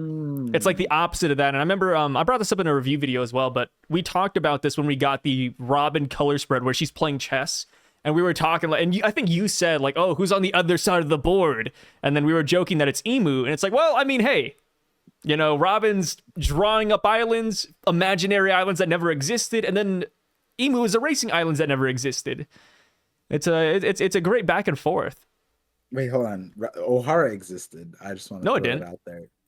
Oh, but You believe in the demon child Par? What the the hell? boogie, this is the funniest boogeyman. Ooh, she shows up and she changes her maps and he puts it up. Yeah, do you think if you like pick up a book and you see O'Hara circled there, do you think you'd return it? Like, what? Oh, this isn't accurate. Like, you get No, mad. apparently you break out in cold sweat because that means Nico Robin was here. Nico Robin's nearby. I can't sleep knowing she's out there. That's so funny. You're cursed. Your book needs to be exercised. You know, like some Oh crazy yeah, and they shit. hire Hold'em's family, the shaman family, to cure it. Yeah, and then because she's also the demon child, so they think it's like demonic, like that she's doing this, right? Man, Did you know anybody in real life that like believes in demons? Yes. Like genuinely believes in demons. Bro, there's a few people that like witnessed exorcisms, and I'm like, That's that's crazy, bro. Yeah. I remember I had a friend back in like elementary school. Dude, it was a long time ago. His name was Kane. And we used to play Yu-Gi-Oh. We didn't have like a bunch of cards, but we had like the basic cards you could find just around the block. Well, I think McDonald's handed out a lot of cards back then too. And I remember like he bought Yu-Gi-Oh cards at one point, and his mom tore them all up, dude. Cause she said it was like demon magic, and I was so sad, man. He came to school the next day. I was like, "Yo, Kane, where's your cards, man? What's up?" And he was like, my mom ripped them up. She threw them away. She said she said there's possessed. And I was like, "Oh, dude, I feel so bad. I wonder where that guy's at now." I think it's like the Jehovah Witnesses, right? They can't, like, with the magic stuff, like they can't read fiction with magic in it. I mean, maybe. I'm not like in tune with religion. My family is actually really religious. Not just like Buddhist because I'm Asian, but they're like Catholic. Shamans? Oh. Nah, dude. Sorry. I don't know how they hit the Asian community so hard over here, but it's crazy. Which power to them. I mean, if I don't really judge people based on religion, but I was always surprised when I like learned that. I was like, dang. Yeah. Yeah, like my family goes to church every Sunday. Yeah. Yeah. And they're always like, "Hey, do you want to come?" I'm like, they got the Parcast. I'm sorry. Yeah, the colonies, baby. Yeah, it is Sunday, right? No, wait, what days? Oh, it's Saturday. It's one of those days. I mean, we're recording this. For you, it's 4:30 a.m. now. For me, it's 3:30. It's getting up there an hour. So we're gonna speed this along. And now we're going back to the present day, and we see that Dory, Brogy, Robin, Brooke, who else is here? Jimbei, Lilith, Bonnie, Frankie, and Kuma have finally arrived. And I think Oimo and Kashi are here, but we haven't seen them, huh? Oimo and Kashi, they're just in the background. We don't see them at all. So sad. Who cares? What do you mean, who cares, dude? They got fooled and worked at Annie's lobby. Yeah, for like 50 years, man. That's so embarrassing. And the reality is that they could have just used a sunstone to just go directly to... They didn't have to ever see anybody. No, they got captured. Yeah, but like they could have just went straight to Little Garden. I mean, we don't know how far the rainbow can stretch. All right, that's not fair. That rainbow can go super far, probably. So Brogy said he drew the rainbow, right? Like we don't like. What if their ship wasn't big enough to draw a big enough rainbow to go all the way to the Grand Line? You mean their stone? Yeah, something like that. All right, okay. So like, but Shanks allegedly could use this to go all the way across the world to Marineford, but these guys can't figure out how to make it to Little Garden. Crazy. Okay, so you're comparing Shanks's crew and his ability to traverse the seas to Oimo and Kashi, the two bumbling idiots who believe that Dory and Brogy were held at Impel Down and would be released after 100 years of service. Oh, I'm sorry. I would think that the natives giants that like grew up with Sunstone would be much more better at using. Oh yeah, the people who Saul considered barbaric. Witless heathens is what he called them. You would believe he called them Saul's witless propaganda. Heathens. Yeah, you put your stocks into What Oimo did and Kashi. Know? My guy didn't even know where he was going. He washed up in Harlem and said, "Fuck." Like this guy 5 minutes ago was about to genocide the island, and he was just like, "Wait, Sengoku for real?" And then he's just like, "Yeah," and he's like, "Damn it, I kind of liked Olvia. She was pretty, her eyes." And then he washed up there. This guy's a bumbling buffoon himself in the Navy. The Navy. Might I remind you? Hey, should we count down? Okay, but forget Saul. Hey, you can't avoid the real confrontation. It's Oimo and Kashi versus Shanks. Shanks can travel the seas better than these guys. I'm not saying for them to travel the seas, Sai. I'm saying for them to travel the skies. Utility. Yeah. I still think Shanks is better.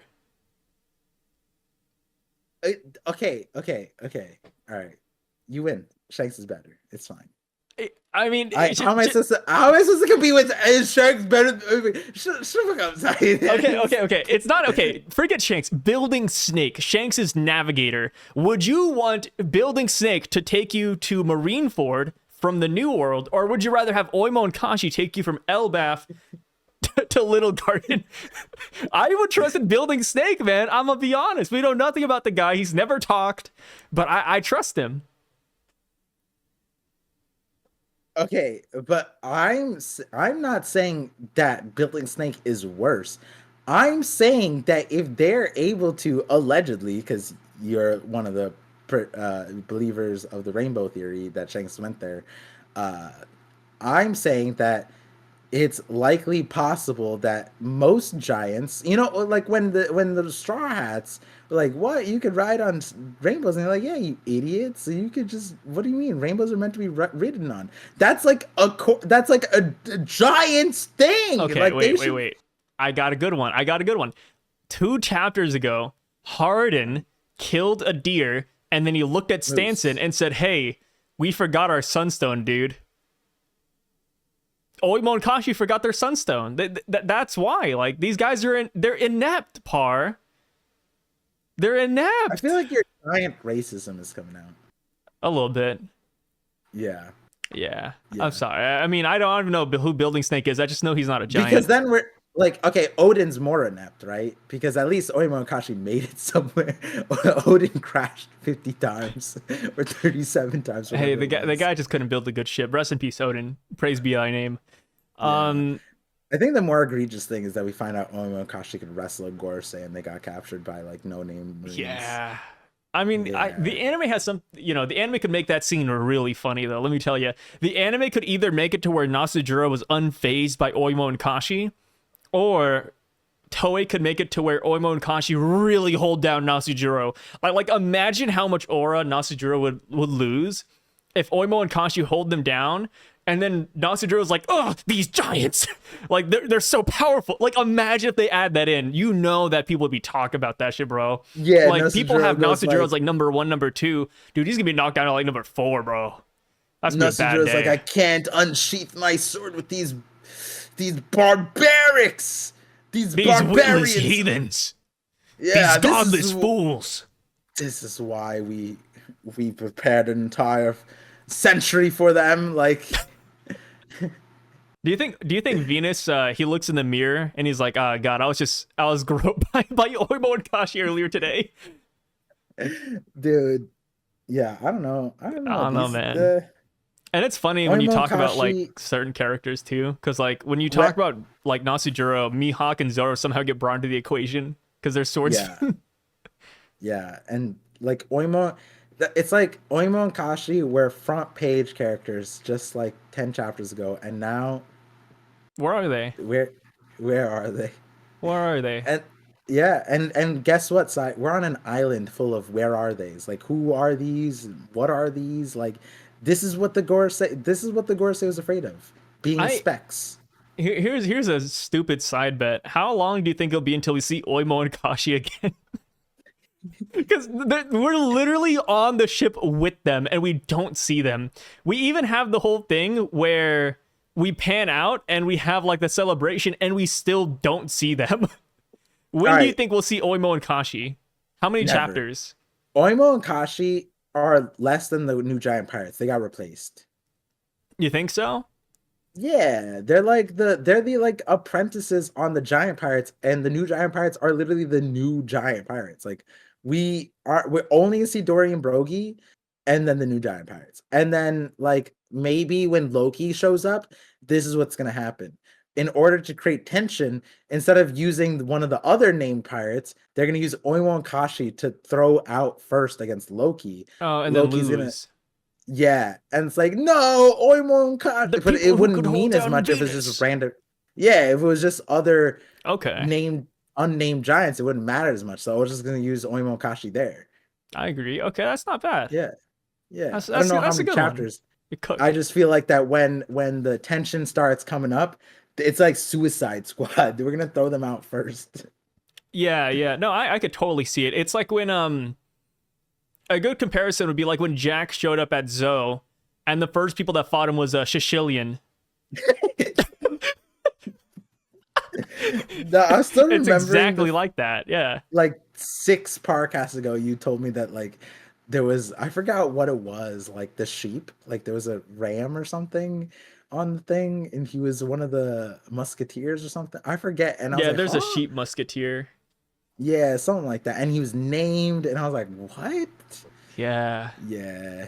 Good times, man. Good times. Yeah, good times. That's what So Oimokashi's role is. Yes, to be just to tossed out like lose. that. No, but okay, but no. You actually hit a good point. We don't know the royals. Like, there's a royal, there's a king, there's a prince, there's that, which means, like, what about the army? What about the royal guard? Like, these are just the pirates. There's the chiefs.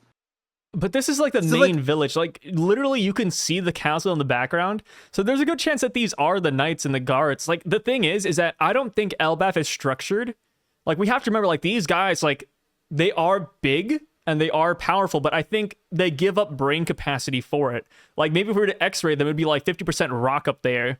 Like I really don't think they have like a super structured society. And we'll get to this here in a little bit too, because we brought this on is your so stream. racist.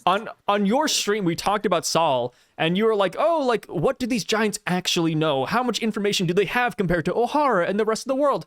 And I want to say, I'll go to just drop it. I think that based on the fact that Saul is here and has history books and is teaching lessons, I think they know a lot. I think they have a lot of knowledge here on Elbaph, but I don't think any of these giants, or at least a majority of them, can comprehend the information. Define comprehend the information. What are you saying? Saul reads them a book every night about, You don't I don't know, think it that could be they're the literate? Oxford Dictionary. He's running down words to make them literate, teaching them vocabulary. Saul is telling them what happened 200 years ago, 300 years ago. You know, maybe even some things about sun god Nika, their savior, their lord. And then these You think guys are that's like, coming ha from ha, Saul? fire, man, sky, drum beat. No, I'm telling you, no, man, you have rode the number one sun god Nika sun god worshiper. He never said Nika, by the way. But he's over here dressing up in a black cape and a deer skull.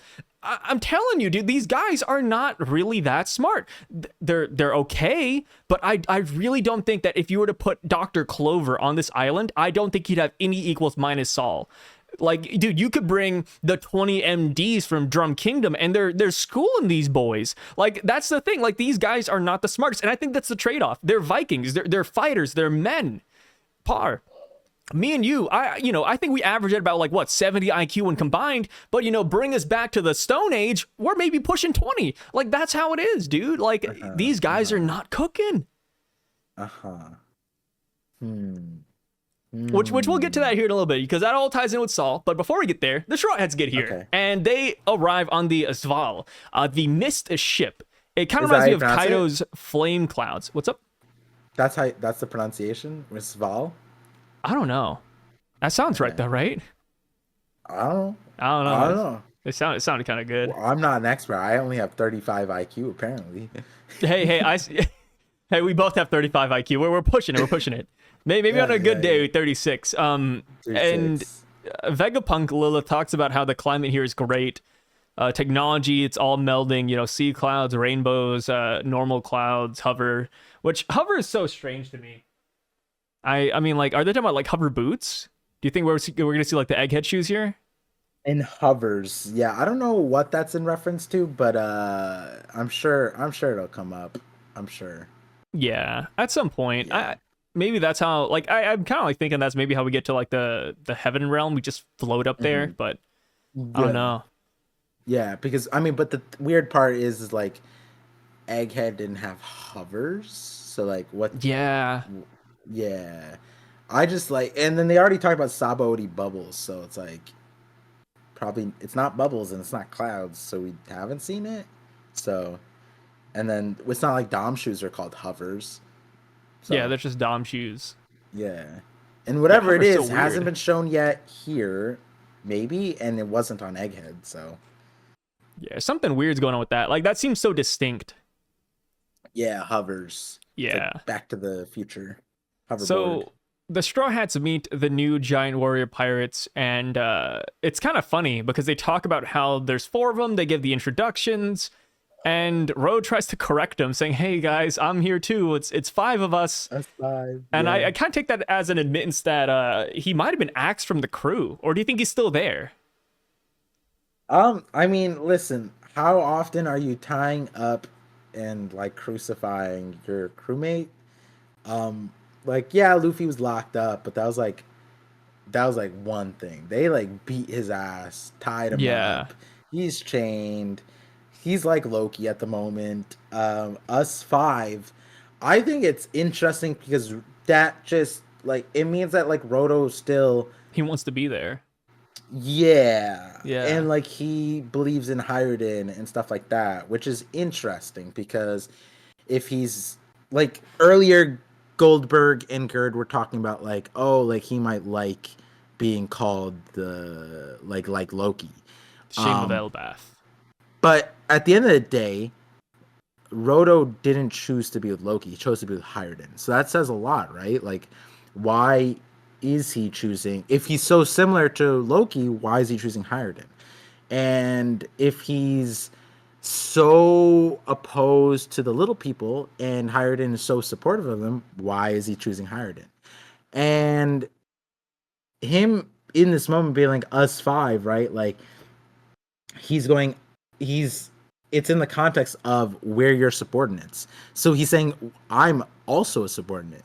So that's also like another added context that he's providing here. He's like, I believe in Hyruden. I am your subordinate. I'm included in this group. He didn't have to Yeah. say that there, right? Like the fact that he's like tied up and whatever, like it's like they don't agree with him, but he's agreeing with them. So that's kind of that's like it's super odd. Like I can't even Yeah. put a pin on like what Roto like. Like, Roto is just a very odd character, and it's such an odd because he's literally the antagonist, like Loki. But okay, and then here's the other thing: Luffy made a promise with Loki to the point where he was like the most of like afraid. Like that face that he made last chapter is like a very unique face. yeah. Like Luffy made a promise with him, and that's Roto's like role model ish, like not explicitly, but like in theory. And Yeah. it's just If like, they are the what same is, sun gods. yeah, and it's like, Yeah, it's what is weird. where does Roto even fit? Like, I he mean, doesn't maybe he fit had a change anywhere. of heart. Maybe he had a change of heart. You know, he saw Hardin worship him. He saw, you know, the end of the tunnel when Garrett and Goldberg just slammed him in the ass. Like there's a chance that maybe he did change and maybe he's willing to work under the Straw Hats. Like, hey, you know, he wanted Nami and Chopper because they're ultra rare, but maybe nowadays he's like, okay, maybe instead of capturing them, maybe I'll just hang around them. Maybe that's a little bit Yeah, better. I don't know. Like you said, he is a really weird character because I don't know how he's gonna fit in. Like he could yeah, be a villain again later when Loki breaks out and when you know Havoc's running amok here in Elbaph, or he could just be a throwaway and he's just helping us later. I don't really know. yeah. And it's also like the other part of it too is it's not really like he's like you said, a change of heart, and that's fine, but it doesn't seem like any of it's off of the Straw Hats. Like, because I was thinking like, oh, he respects their strength, like because Yeah, they beat his ass twice, but that was never reflected on, at least.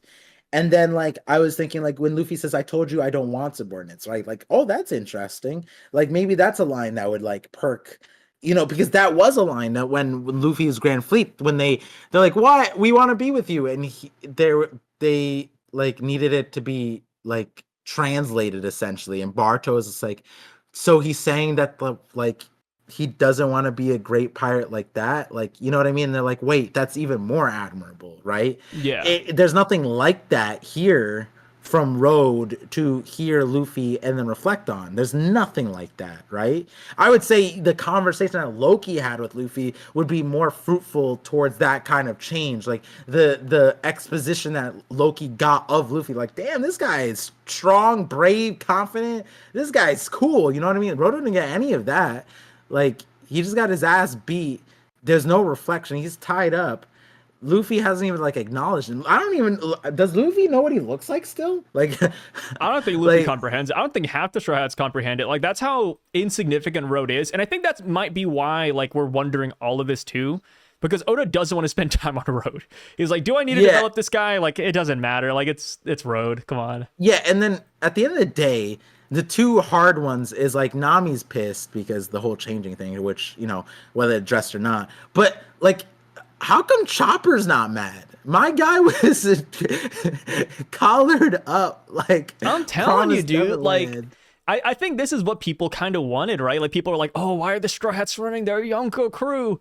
you know, like this is awful, like for the logistics of the power scaling universe. But at the same time, it's like, I think this also shows that Road really doesn't matter. Like Chopper doesn't care, Nambi doesn't care anymore. Like they're so done with this guy. Like he's nothing on the radar, you know. And in a way that shows strength. Yeah, that's fair. I agree. Yeah, I mean, it's interesting. I mean, like he's also gonna have to like sit here and watch as everybody's eating. Do you think Luffy's gonna bring this guy food? If Roto says he's hungry, do you think Luffy would bring him food? And then that's like the great changer. I have no idea. I couldn't even tell you. Roto's that weird of a character. Like, yeah, it's just it's just an odd thing. Like like we talked about this on the stream too, but like the next part talking about like the Big Mom part, it's like what happens when they find out Luffy didn't beat Big Mom? Does that change stuff? Yeah, like so Harden says what? Even the insular nation was swept away with excitement when we heard about Big Mom's defeat in Wano. And then Luffy says, "Wait, Big Mom?" There's like even a question mark near him. Like he's so like it almost feels like he doesn't know who Big Mom is. He's like, "Wait, Mom Big?" You know what I mean? Yeah. Luffy's like, "Wait, like I've heard that name before. Big what? Big who? Mom? I don't have a mom. What are you talking about? You call my mom fat?" Like, like I think that's really telling. Because, like, you know, I say people, you know, myself, I do think that Law and Kid will make a comeback. I feel like it's pretty apparent. Like, they're not dead, right? Like, Law, we saw them go somewhere. Beppo's a navigator. I think he could come up here on Elbaph because this is the closest island to Winter's Island. And then Kid, you know, he was off the coast. I feel like with Luffy not directly saying he beat Big Mom, I think that sets Law and Kid up to take that credit later.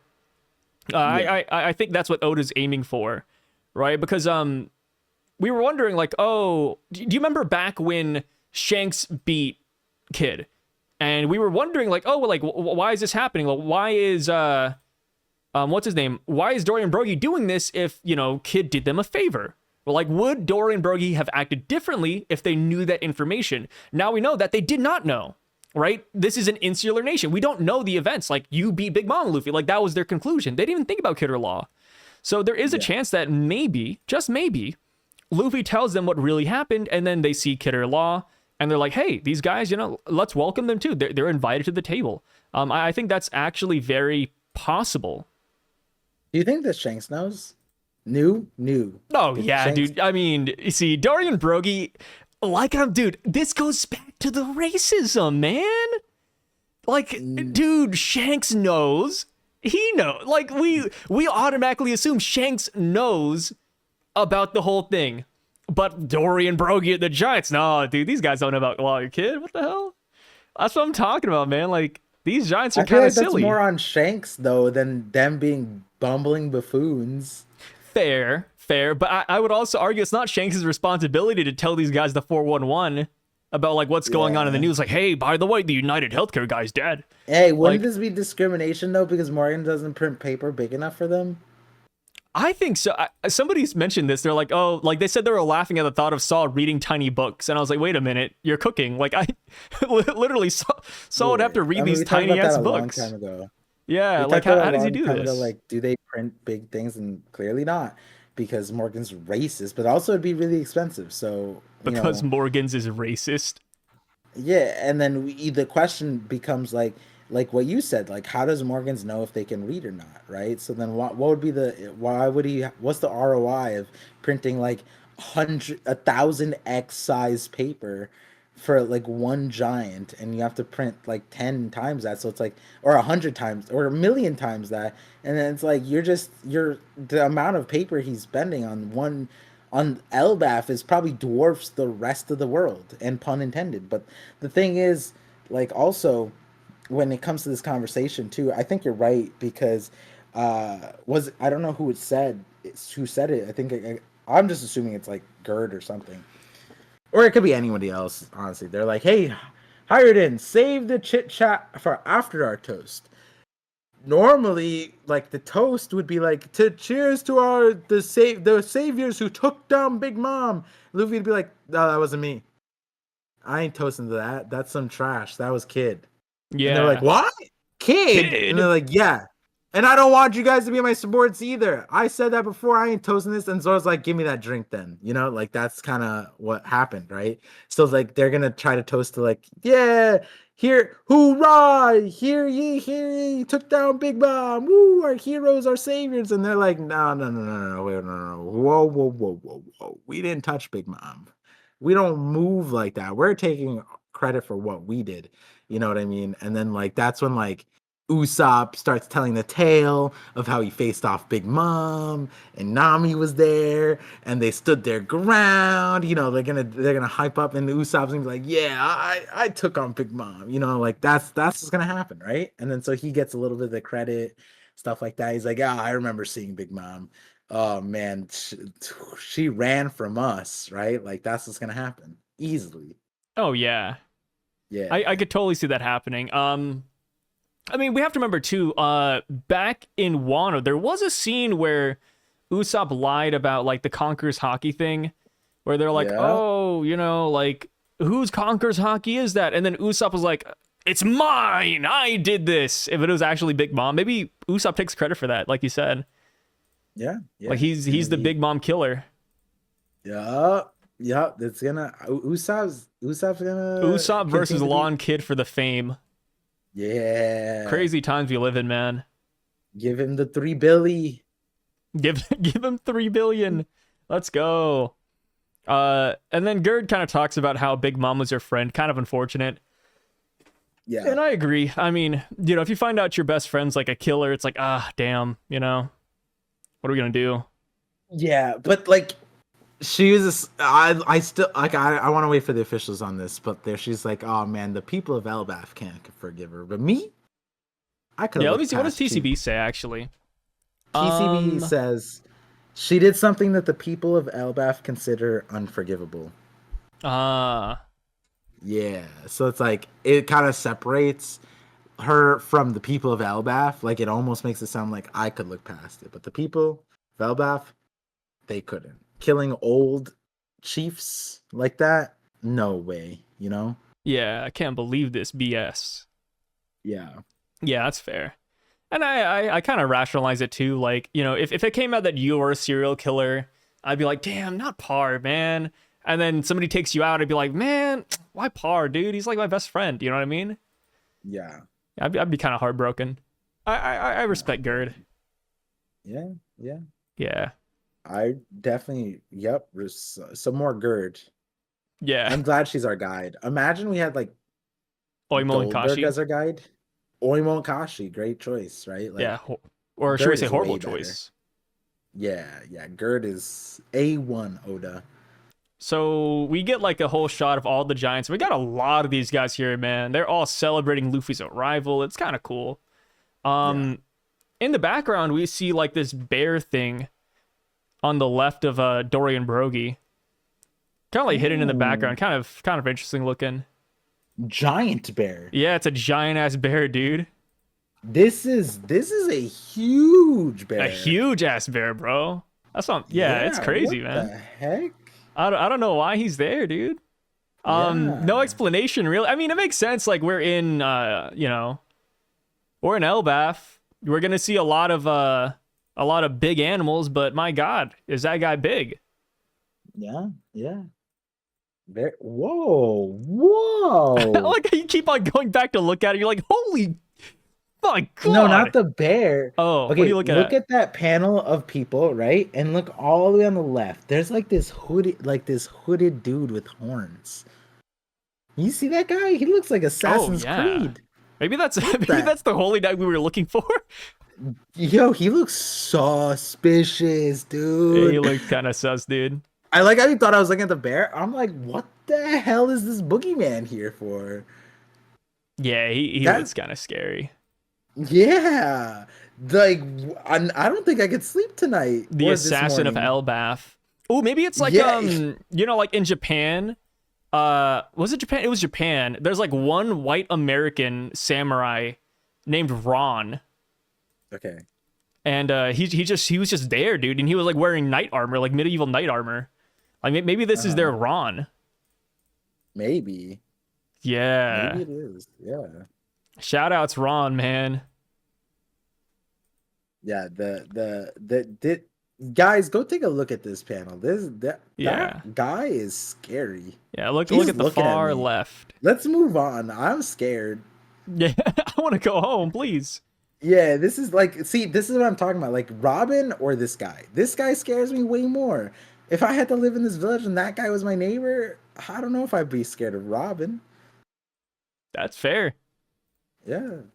I respect it, man. It's something about the way his horns are pointing too. It doesn't seem inviting. It's like not natural, huh? Yeah, because other ones go outwards and circular. His are Loki horns, actually. Now that I think about it, aren't they like the Loki horns? His are more like thin. Yeah, that's true. That's true. Yeah, his are definitely more thin. But yeah, they and then this is a rare instance where Luffy showed restraint. I was shocked. I thought that Luffy would be the type of guy that would just immediately go into the feast, but he remembers about Saul. He remembers the Robin backstory, and he says, "Whoa, I gotta meet him." Yeah. I was actually really shocked because Robin never said this story out loud, right? That's what I said. Yeah. Okay. I was like, wait, I thought it was crazy.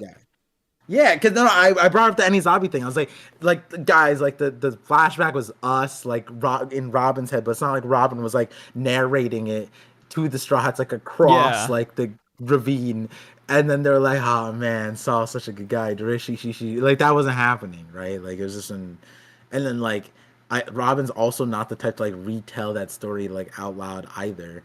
So this is just in her head, and maybe she told a few people. I don't know, but yeah, that's why. But so the TCB went with what? Where did you hear that? And apparently Fiso's saying that it's not. Where did you hear that? It's more like you remember that. What gave you that idea? Oh. Meaning like and then it to contextualize what Luffy says, it's just the right thing to do.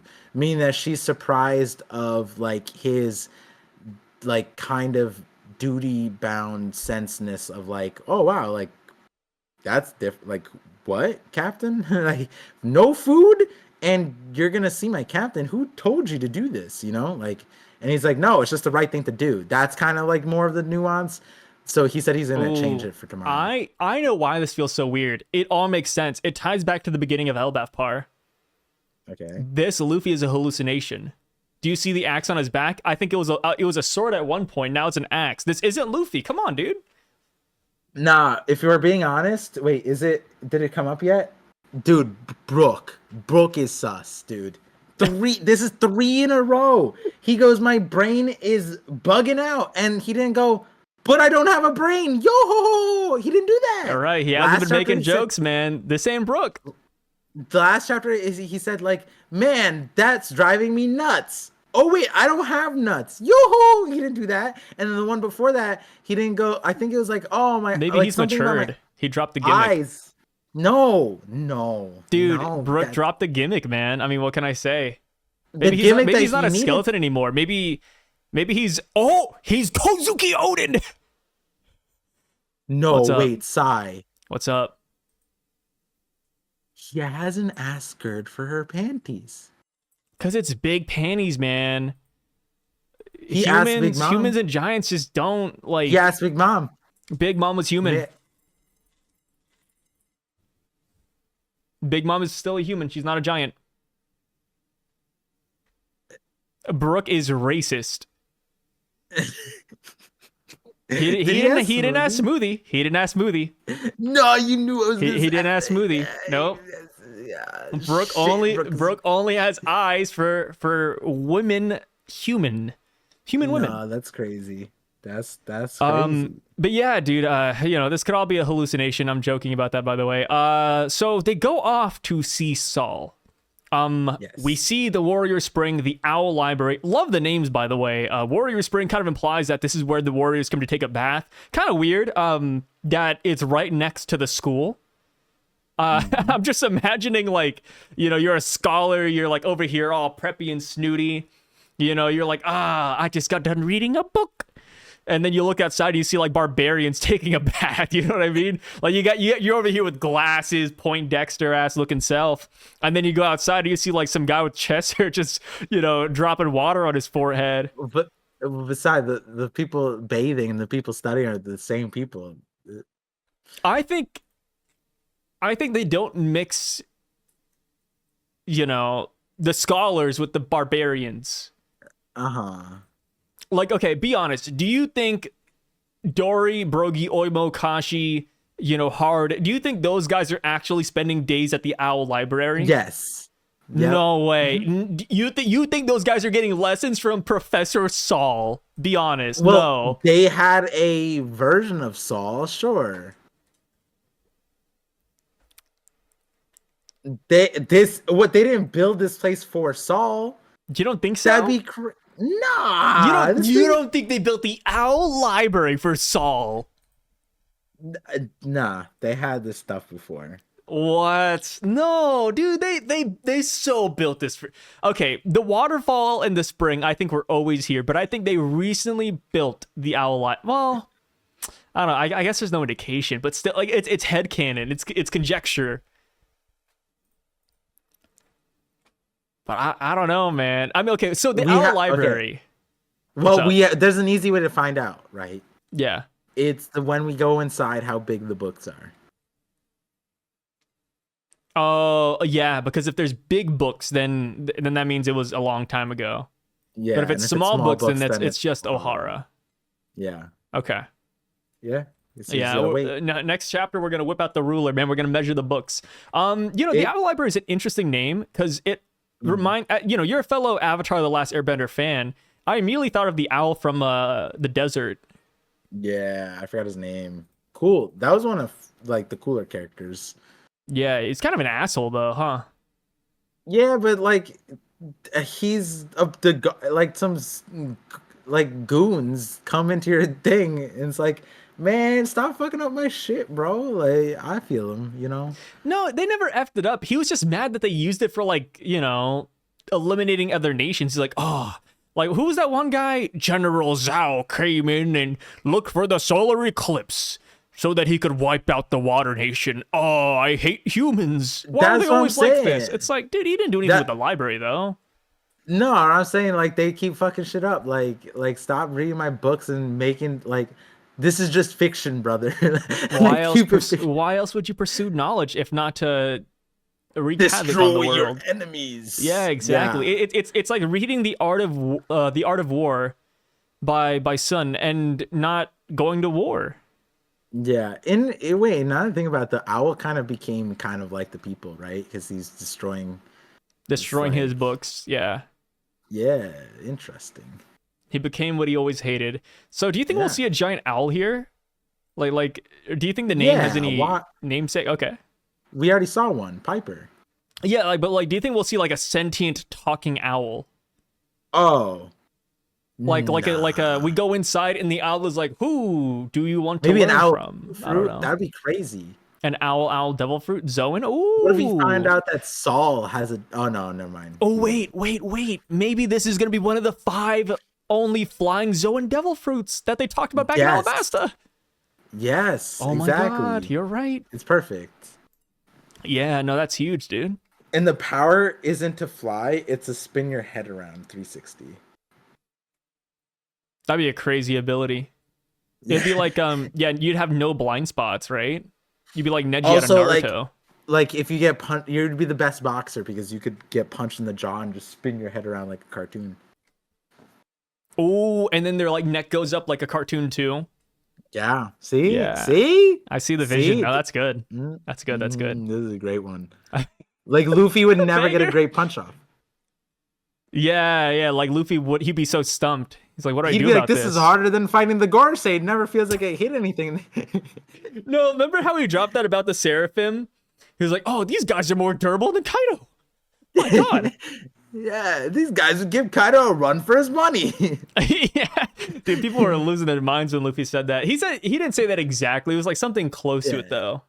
It was close. Yeah, he said it like as durable as Kaido or something. Yeah. He was talking about like the Lunarian body too. So, yeah, it was just funny, man. Yeah. So Speaking about durability, we found out yeah. how durable the treasure tree atom is. Yeah, I mean, it apparently just fossilizes and falls off and breaks. And turns into a Loves soft that. beach. Technically, it's not a beach, it's wood shavings, yeah? No, I'd say it's a, well, sand. Sand, rocks, mineral. Ooh. Wait, hold on, my headphone fell out. Yeah, no, you're right. I guess it is just wood shavings. Well, I guess technically, it could be like a mixture of sand and wood shavings. I'm trying to like really Yeah. put some thought into that. Yeah, I think it's a Except mixture. if these are cloud, like they might not have salt in the clouds, like how Skypea. It was a little interesting, but there was no salt. No salt, yeah. Yeah, yeah. Do you think of Salt the is what Warrior provides Spring? buoyancy. Yeah. Yeah. Do you think the spring has any special properties? This spring? Yeah, this spring. Maybe not this spring, but I think sooner or later we're going to see some special water for sure. Special water. Okay. Yeah. What if this is like the elixir that the Alabasta 4 drank, the fatal fuel? Oh, would you drink it? Do you think you'd survive? Would I drink Surely it it? doesn't kill everybody, right? Yeah, I doubt it kills everybody. That'd be Yeah. just stupid if it killed everybody. Well, no, I'm thinking about it like, you know how like there like drugs, like let's say it's supposed to cure cancer, right? But like and it's like 99%, right? There's that 1% it doesn't cure, right? So fatal fuel is meant to be fatal, but there's probably that 1% that it's not fatal to, right? Are you that 1%? If I had no choice, I would definitely drink the fatal fuel. I feel like I'm so unlucky. The fatal fuel just wouldn't work on me. I would get no powers either. It would just be like terrible tasting juice to me. Terrible tasting juice. I could see that. Yeah, that's my luck. What flavor drink do you like the least? Flavored drink I like the least. That's tough. I like drinks. Mint. Mint? Yeah, like minty stuff. I don't like mint anything. Okay. Gum. I like mint gum actually, but like not mint. Not mint I like can't- by I don't- itself. Yeah, like mint ice cream isn't my thing. I don't know how people have that. That's just not me. It's never been. Couldn't do it. Yeah. Okay, that's fair enough. I was thinking kind of like Yeah, I was thinking about like what is it called? It's a mojito, yeah. And that's like Mojito. all mint, yeah. I think I've had minty mojitos, but it's not something that deterred me, but it's also not something I'd order again. But I know what you're talking about now, yeah. Yeah. Okay. Yeah. So the Straw Hats arrive here. Luffy, his not compassion. I was about to say like his mind is pretty one track, right? He reverted back to the original Luffy that we know and love, and he's like, hey, let's just get Saul and go eat. Let's do this right away. He really wanted to rush it.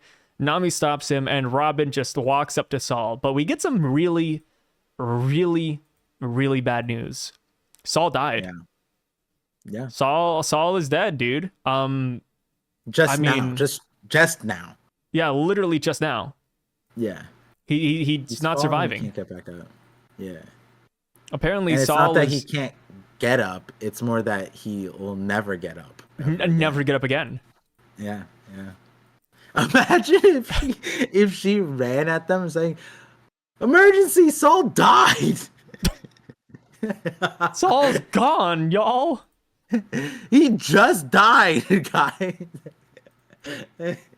That'd be so crazy. That's actually so funny, though. Guys, like, dude, you know how crazy that'd be if Saul actually just, like, kicked the bucket right here? Yeah. Like, we don't get the reunion. Like Saul is legitimately dead. No haha joke. No rawr XD. Just Saul has passed away, and we're never going to see him. I think it would have been worth bringing him back for that, too. Like, if he literally just died right now, and Saul's like, fuck, like, I don't know, it'd be so like, we're awful people. That's why it'd be hilarious to us. And then we learn the reason why he really did succumb to the burn scars. Yeah, it's some shit. No, no, no, no, no, no. Okay, okay, okay, okay. Okay. The water has salt in it, and he forgot that he has full body wounds. So the salt, like just the pain of salt in his wounds, like was just so overwhelming. He just had a full body shock and just died. It's And too like, much, yeah. yeah, yeah, that'd be crazy. It'd be funny though. Like I'm thinking about it, like, yo, that would suck. Like if you had full body like burns and you went into the ocean, that shit would have hurt, right? It wouldn't feel good, I think. Yeah, I don't. Oh God, like a lot of things shriveled up just now. Like that Yeah. shit. Yeah, damn. Yeah. I mean that's how Saul Wait a is. second. What's up? That happened to that's what happened to Saul. You Saul? no, Saul set this up. Saul did not fall into the water and just start burning. No, no, on O'Hara. He got frozen and he melted, but where did he melt? In the water, right? And he had the full body wounds in the salt water. The very painful scenario that I just thought of actually was his reality. Now I think about it. Oh my god. Yeah, Saul I can probably see got that. hockey from that. Saul got hockey from thawing in the ocean water. Yeah, with full body magma wounds or whatever, or ice frostbite wounds, which is arguably frostbite. Oh my god. It's not just like fire, it's not like it's like frozen burns too. There's no winning with what happened to Saul. My guy, if he didn't develop armor, I think the only way to survive that is armament hockey. Full body, Virgo style. Do you think Saul holds a grudge against Kuzan? I don't think he does. I'm gonna be honest. I don't think he does. Saul's It's like the Gerd thing, right? Because Gerd, she's like, Big Mom, we were friends at one point, you know. I think yeah. Saul might be the same way with Kuzan, and Kuzan the same with Saul, obviously. But I think though I think Saul will go on a rampage on Kuzan. if he has I to, I think think he would. no, no, no, no, no. I think he will. I think think he he will will? beat his ass senseless. I think he'll win too. I think he'll win because Kuzan won't be able to do anything. Because I like, there's a huge debate where it's like, did Kuzan do this or does Kuzan know? I don't think Kuzan knew that like Saul survived. I don't know. Maybe he Yeah. does. I don't know. But I feel like the way the story has been, I feel like he doesn't know. Because he mentioned again with Blackbeard, he was just like, yeah, the only thing Red Poneglyph is like my dead friend and blah blah, right? Which he didn't even need to divulge to Blackbeard. It was random.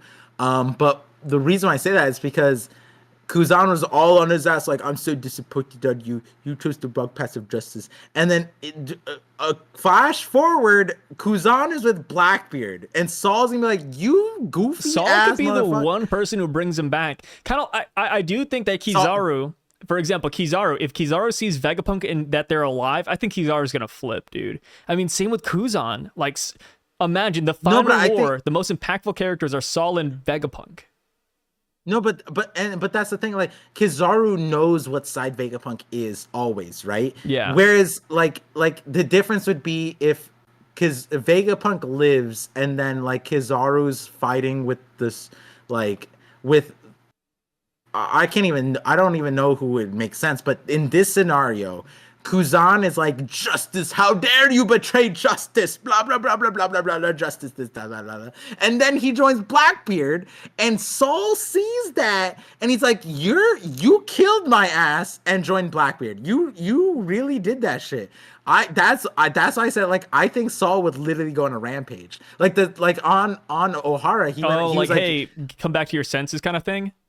yeah, because that's what Okay. happened when Yeah. Saul saw the ship blow up. That's when Saul went, like, he saw red. He picked up the warship. He's like, "Are you joking? This is your sense of justice?" Like, he actually was like, he was about it. He was like, you said, like, Saul's not a fighter, but then like when he saw the ship blow up, and he's like, "This is the sense of justice you're talking about, right?"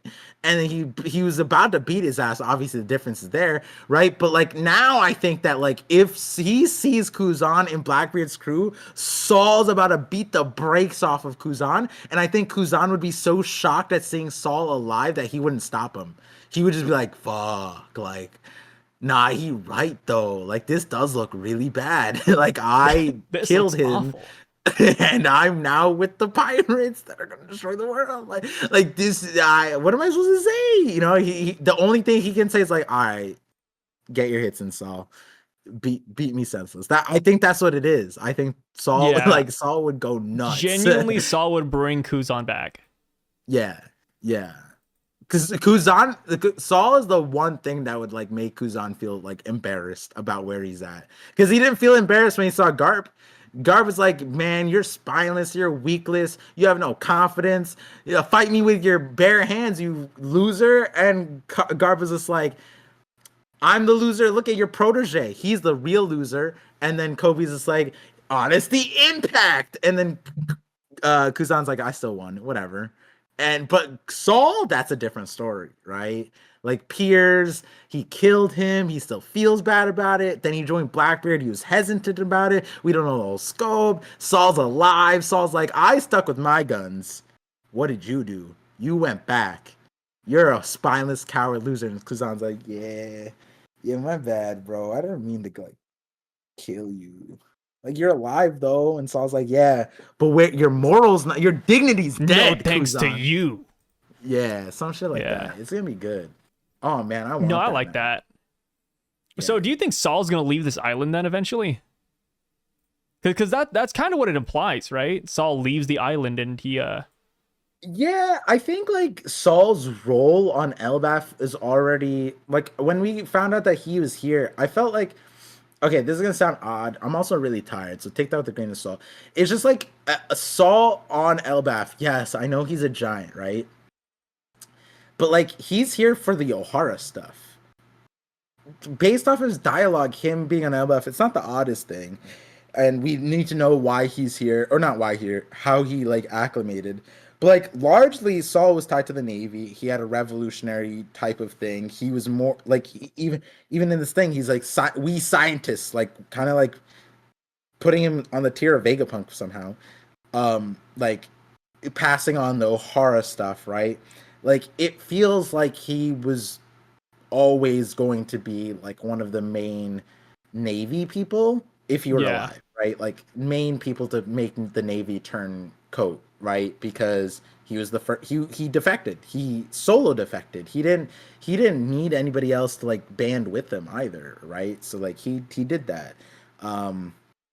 He feels like a character that would have fit in Sword. He feels like a character that would fit in the Revolutionaries. He feels like a character that fits in so many places. So, and I feel like, yeah, that makes sense that like going forward, he doesn't stay on Elbaph. I feel like it makes sense for him to also see, not maybe Laugh Tale. I don't know about that. I don't know if he's that. You think he would important. travel with like the new giant pirates or the old giant pirates?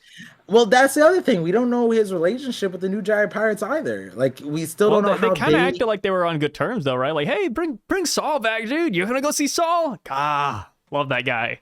Like they Yeah. knew Saul. Like they're definitely like him. Yeah, but well, that's what I'm saying. Because like, what Saul was in the Navy, he got frozen on O'Hara, sunk in the water, and then the new giant pirates are picking up the books. How did that?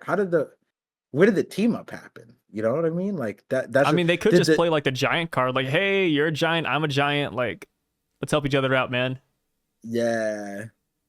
I mean, it's the Yeah, same thing for Saul's like I bet like you got the same powers, right?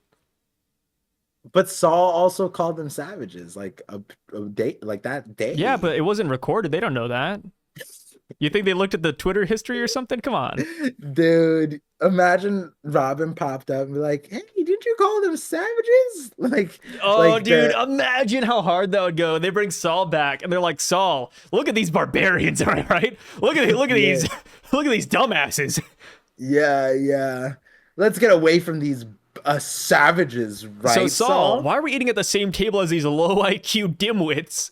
Yeah, That'd be so I good. thought you said you weren't the same as these savages. Like, imagine that's at the toast, and Robin's like, this is a little odd. You said that they were savages and not the good kind. Like, she's So blows Saul, him up. since these guys are idiots, instead of books, do they think you're just practicing black magic? Yeah. It's like I he's didn't like know a that- witch. Saul, didn't you say that they can't read? What are you teaching them here? So I heard they discovered fire the other day. Isn't that crazy? They're gonna cook our food with fire Yeah. today. Paul, did you know that they think rainbows are meant to be ridden on and not just light refractions? So I saw them write something with sunstone, but in reality, it was just toothpaste. Yeah, What happened? yeah. You've been teaching them. This is you, and Saul's just like, oh no, I'm just the history teacher. I'm not the gym professor or whatever. Like, Yeah. Yeah, I oh mean god, that's what this all equates to, which is funny because we didn't even talk like we were talking around Saul. We didn't even talk about the fact that he lied about it, about falling down and him not getting up. Like he literally just has yeah. been doing this. So we saw this 2 chapters ago before we even arrived that this happened. So does this mean that he was practicing the whole time?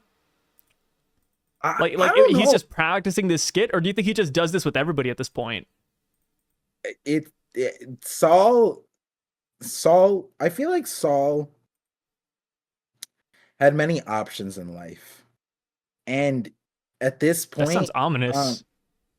like at this point, staying on Elbaph, like, did he have to? You know what I mean? Like, I don't know. It's just because he's a history teacher there.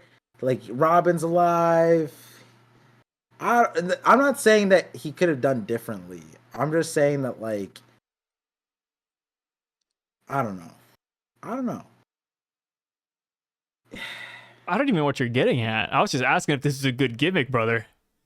Well, okay, so like Vegapunk. Like in this thing here, what do you Yeah. say? What does he say exactly?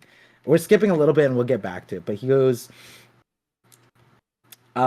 those words were O'Hara's legacy. They were supposed to have been buried in history, left to vanish without anyone hearing it. And yet the voices of the scholars of O'Hara were passed on. Vegapunk was a true scientist.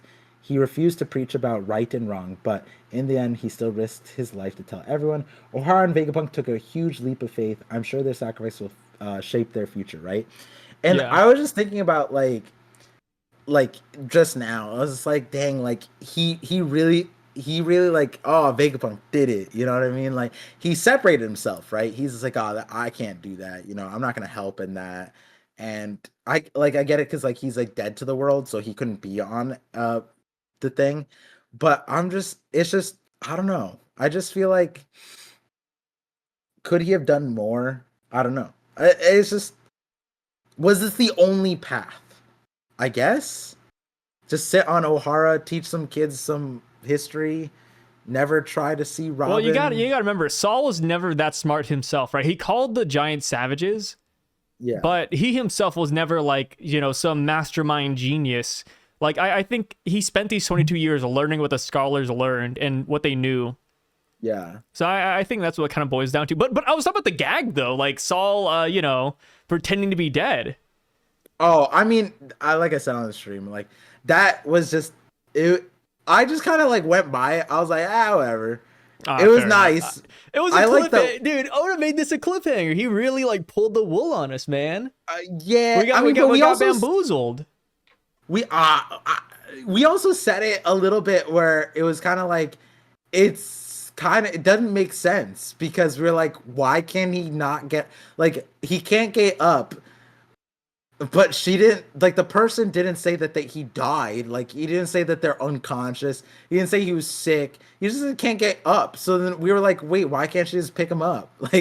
Like he's fallen and can't get up. That's a life alert commercial for when the old person's alone in their home by themselves and all they have is a cat or a dog. They need a life alert to help thing. If there's an able-bodied person, you just pick him up, right? So like we were like, at least me, I was like, What if huh, Saul's too something heavy weird. though? They're giant. They're picking them down. It's No, not no, no, no, no, even- no. Giants. Well, giants are heavy though. I think you're body shaming them. That's I mean, I crazy. am. I mean, they're huge, man. What are we talking about? It's a Yeah, simple but like observation. they're picking up big ships, bro. What the heck? Like I can carry you, you can carry me. A giant can carry each other. But Saul's been sitting here on his ass for 22 years, though, right? Like, No, he hasn't. He's been teaching. Teachers are hardworking. they are, but like a history teacher? All my whoa. So all my social studies teachers were crack, dude. What do you mean your social studies teachers were cracked? Yeah, dude. All of them were like all-star baseball, basketball. Then They why were are the they a ones who did all the history sports. teacher?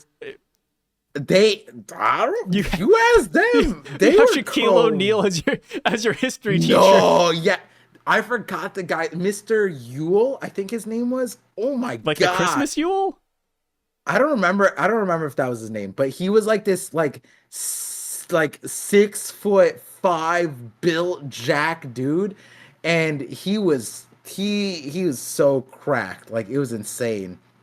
But yeah, yeah, sixth grade, seventh grade, all the history teachers up like into high school, they were always cracked. Yeah, is that just over here? I guess so. I mean, my history teachers were just like chilling. I mean, they weren't. I liked them, but I wouldn't say they were like cracked in the pinnacle of Yeah, human existence. dude, no, you saw this guy.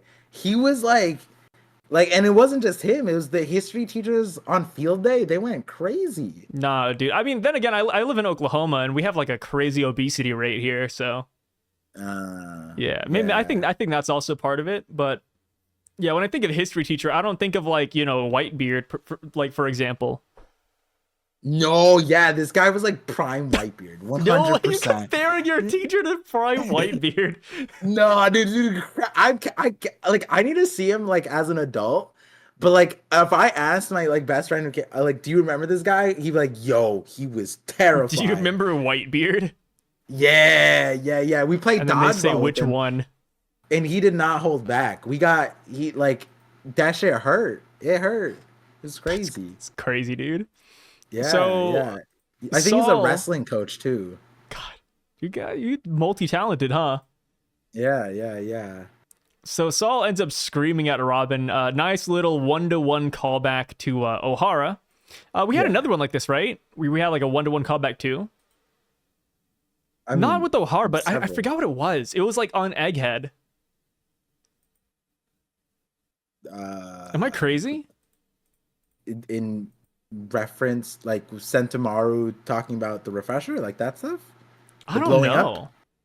The blowing up shuating, like the Buster call, like they were like, this is just like O'Hara, that one? No, no. one-to-one? We had like another scene not too long ago where it was like a one-to-one mirror.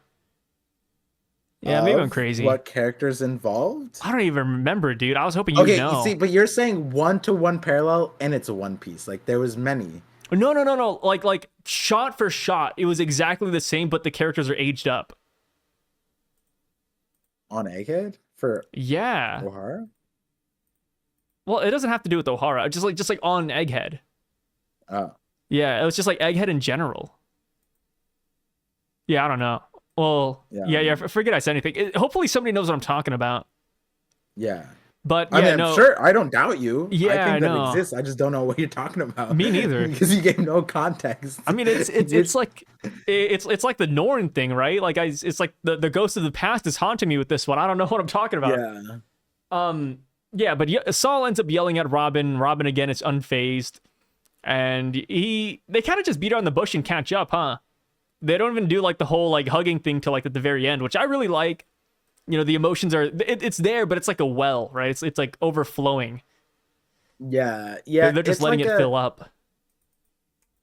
It's like, what are you supposed to say? I mean, this is a very foreign. Like I don't think many people have experienced being thought dead and then not, and then reuniting. Like that's not a normal. It's not a common occurrence. Yeah, it's like this Yeah. is like one of those fictional things that like really doesn't happen in real life that often. That it like that's why I said like the beginning thing didn't. I keep saying the meme thing, like it didn't move me, but it's not that it didn't move me. It's just like it was just like I get it. I get why like the thing. Maybe I'm also tired. Maybe whatever. But like I was like, but the second half, that shit got me. And but yeah, like Saul's like, damn, dude, she thought I died. Like, how should I, like, what should be the first thing I say to her? Oh, maybe, Groar! Like, maybe that's the first thing I should say to her. That'd be perfect, right? And then what's the assistant person supposed to say? No, Saul, it's a Saul, terrible he's idea. fallen. Nah. Yeah, and then Good like wingman. yeah, great wingman. Honestly, she's the one who sold it, so whatever. But yeah. It was interesting because then the very next thing was just like, oh, you've grown pretty as Olvia, blah blah. And then did you hear Vegapunk's broadcast? And I'm like, damn, he's just jumping right into it. But then it made sense because the O'Hara thing, carrying on the legacy. But like Robin was like, like I think my favorite part was Robin. Like I feel like Robin was like so, she felt like a real person in this thing. It was like super real, and it felt like what, because like I said it before, like she regressed as a character but not like in a bad way. She became a child because she, growing up, the whole point of like the refresher and just the flashback was that she was never allowed to be a child. The whole thing is that she's an 8-year-old child, but the world is after her, so she can't, no child could survive that. So she wasn't a child, she was an adult all her life. She had to fend for herself. She was her own parent. She, every adult wasn't an adult to her. They were all her enemies. And so she had to grow up immediately. And in this chapter, she regressed because she was like, her heart was throbbing, like she her haircut is now back to when she's a kid. Even she looks like it back then. Like everything about it, she regressed into her little child self. And she's like, I don't want to talk about the dark stuff, man. Just tell me you're proud of me. You know what I mean? Praise me. I did a good thing, right, Dad? Right? It was like kind of like that, and it's like that's super meaningful too because like you go back to when she was a thing. She only had like Saul was like the closest thing to she had as a parent because Olvia's sister, which is who her caretakers were. Olvia left her with like her aunt. Her aunt like abandoned her ass while living with her. It's like, oh yeah, we're gonna go celebrate our kid's birthday. You eat the bread at home, but don't finish it because we need that bread. So like they didn't invite her for birthdays. They didn't even give her food. And she goes to the scholars, and the scholars are like, she completed it, and they congratulate her, and she's like, I want to study the Void Century, and they're like, no, don't do Don't that. do it. That, and she ran away. She was angry, blah blah. And then she meets Saul, and Saul's like, open armed, everything, figured everything out. Not figured everything out, like talked with her. Yeah, it was just like this, like very unique interaction, and for once, that interaction made Robin feel like a child, right? Because Saul being a giant and scary and blah blah, and then everything she said and the words that he said. That's the reason why she made it this far. That's the reason why she survived, right? When she was about to jump off the cliff, the thoughts that came to her mind were Olvia and Saul, right? So her mom and her dad, right?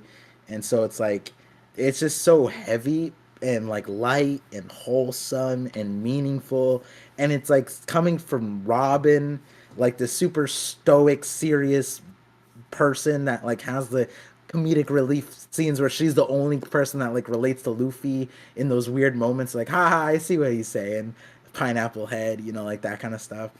And you see her break down like this, and it's just so crazy. It's not even breaking down. She's not even break down yet.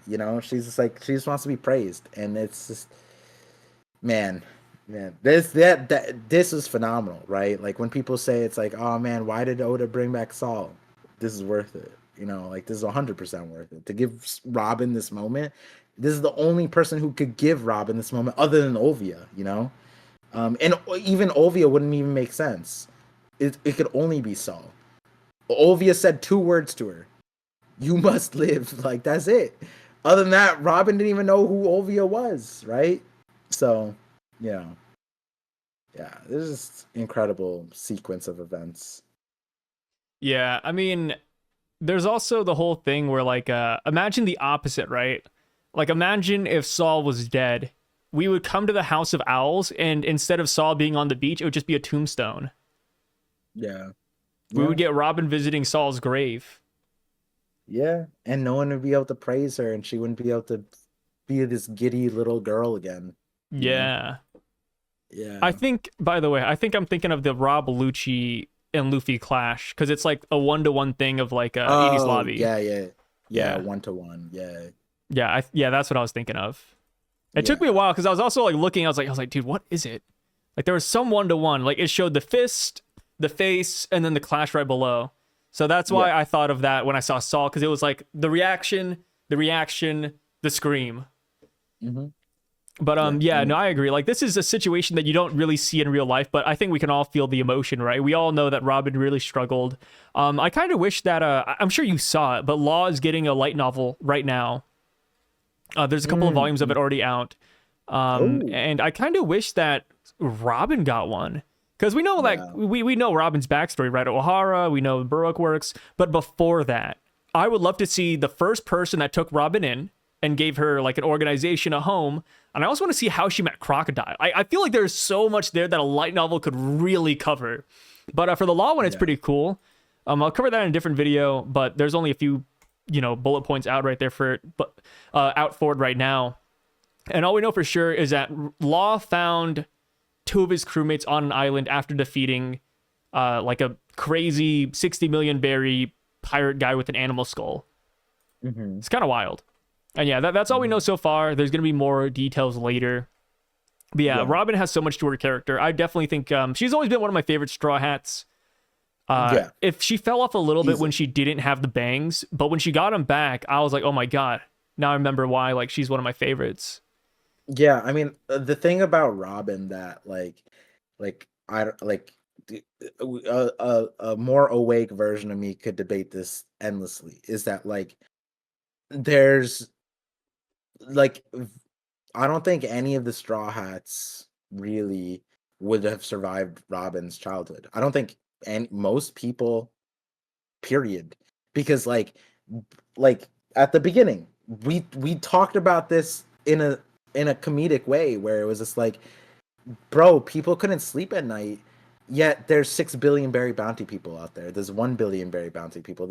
Little girl had this like boogeyman type of thing, and she's sought after by Cipher Pole. There's not many people being sought after by Cipher Pole. Lunar, like the one person who it is an indestructible Lunarian.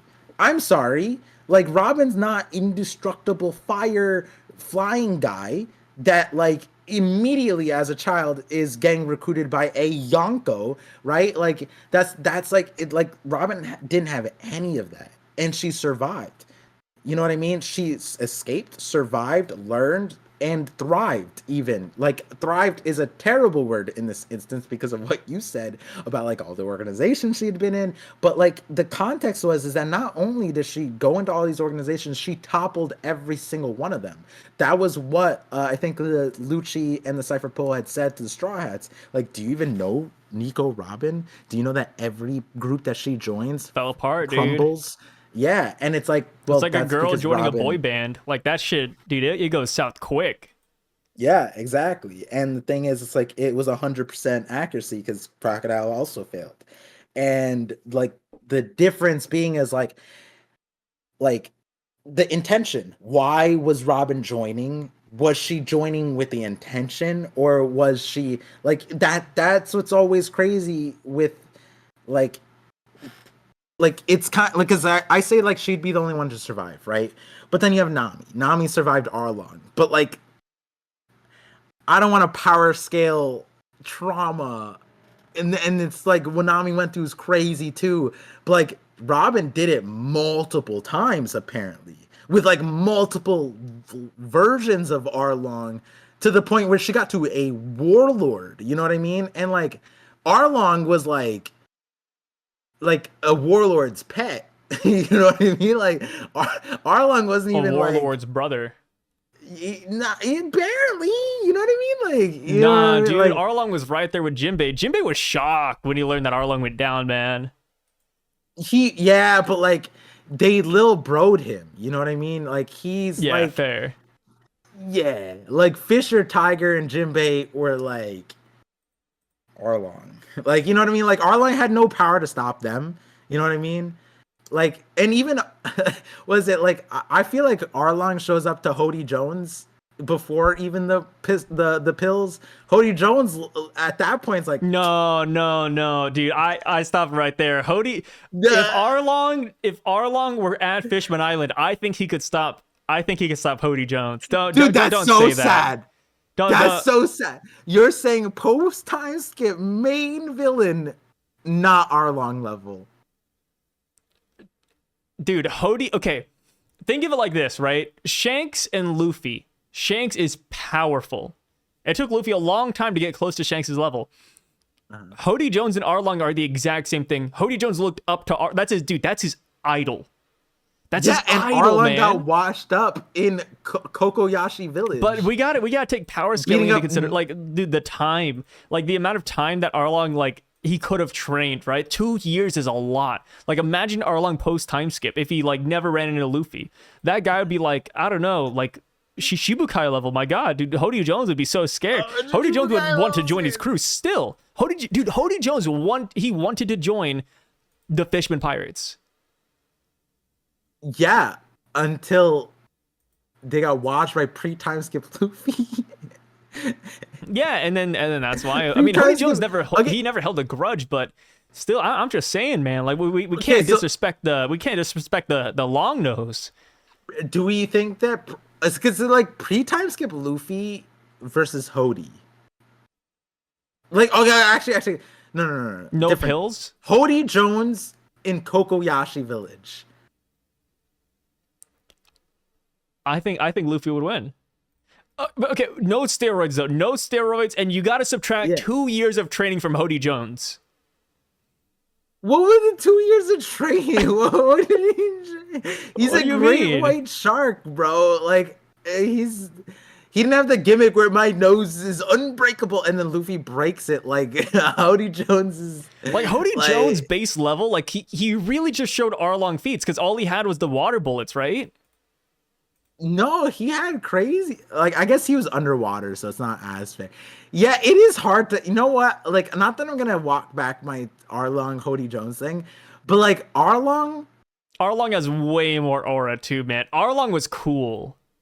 Yeah, Arlong was. I like Hody Jones a lot. Don't get me wrong. He's still like one of my favorite villains in One Piece, which is kind of crazy to say, but I do think that my guy takes it. Arlong. I just like my thing with Hody is that he was just like, yeah, I killed him. Yeah, that made the most sense.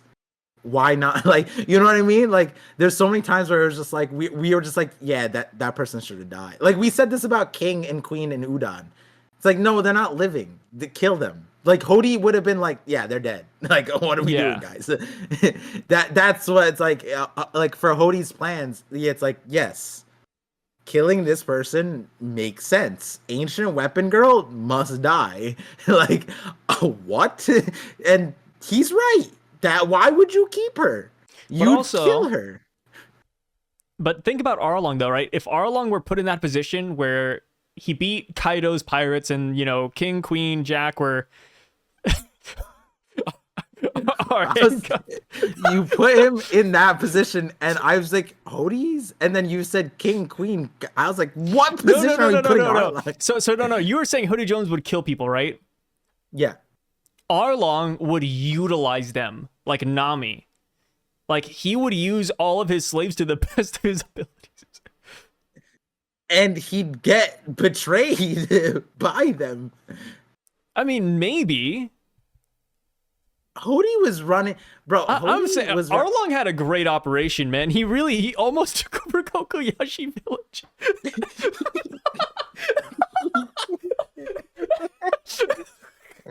You can't even say that with a straight face, dude. Look. Arlong almost took over the East Blue part.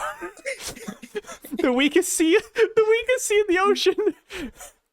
Did he? Okay. In the live action, they gave him that notoriety over like Buggy, but in the anime, he never had that. Yeah, it was Dom Queen is the strongest man here, and then Buggy was also like equally terrifying, and it was almost as if they all met, it was like the like the Suicide the world Squad would end. Yeah. Okay, that I was more thinking like in the perspective of what like it was like if they all met like on Logtown, it'd be like Marineford. Like Smoker, Arlong, Dawn Creek, Captain Kuro and Buggy, and Alvida the Slippery Smooth. Like, dude, and then Axe Hand Morgan, throw him in there too. Oh yeah, it would be the that way would they be made, Marineford, man. the way it fell at the time when it was like current, they were That'd be like crazy, scary, and that now they're not. But like Arlong still is scary. Yeah, If I mean, Hoji okay, was ever scary, then Arlong is still scary. I don't know but if the I ever other ones asked you. aren't. I feel like I What? bring this up often, but I forgot if I asked you or not. But who wins, Arlong or Dawn Krieg? Arlong. No water.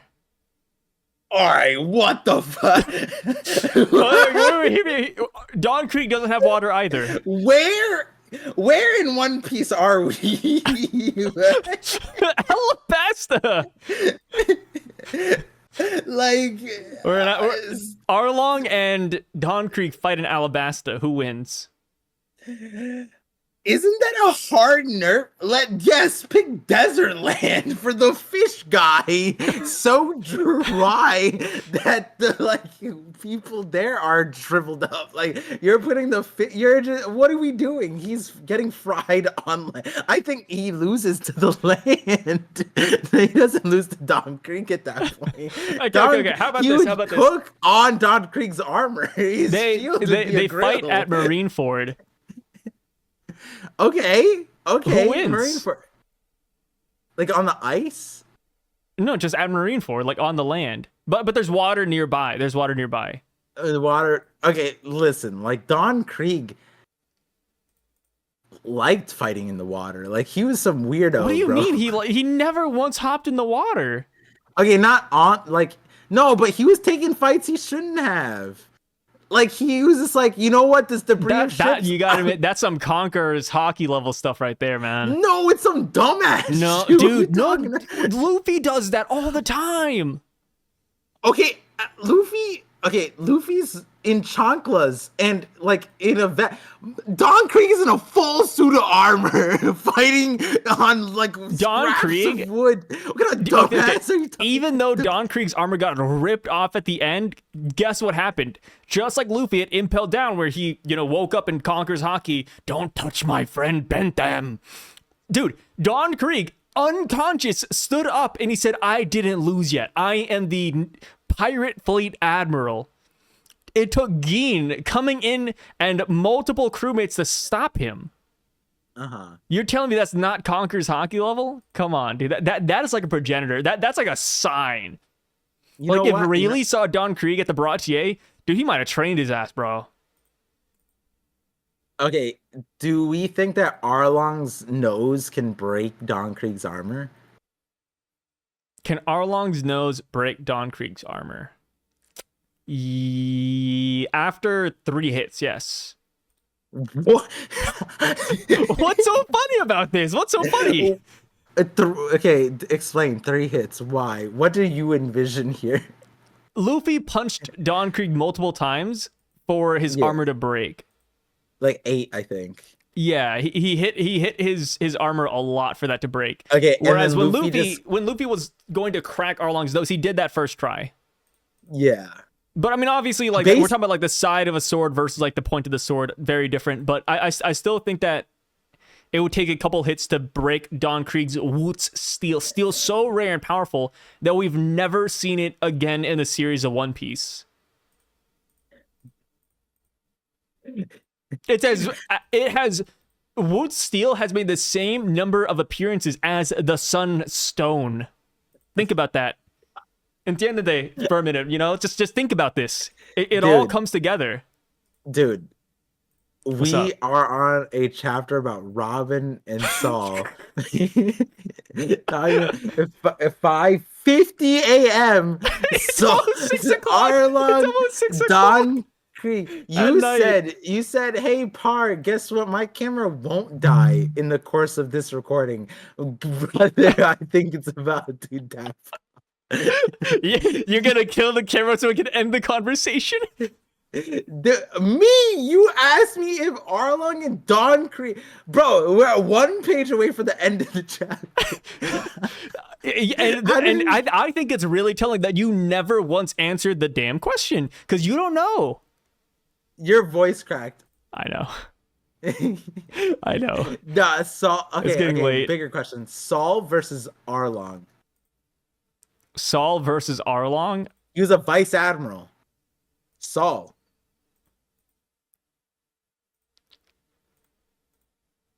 Saul versus Arlong. I think Saul would win. Yeah. So but like, okay, but like, is there water nearby though? I don't know. I mean, it all comes back to that. Hey, motherfucker, let's put him on Alabasta. Let's see what happens there. Put Saul on Alabasta. Yeah, put Saul on Alabasta and see who wins.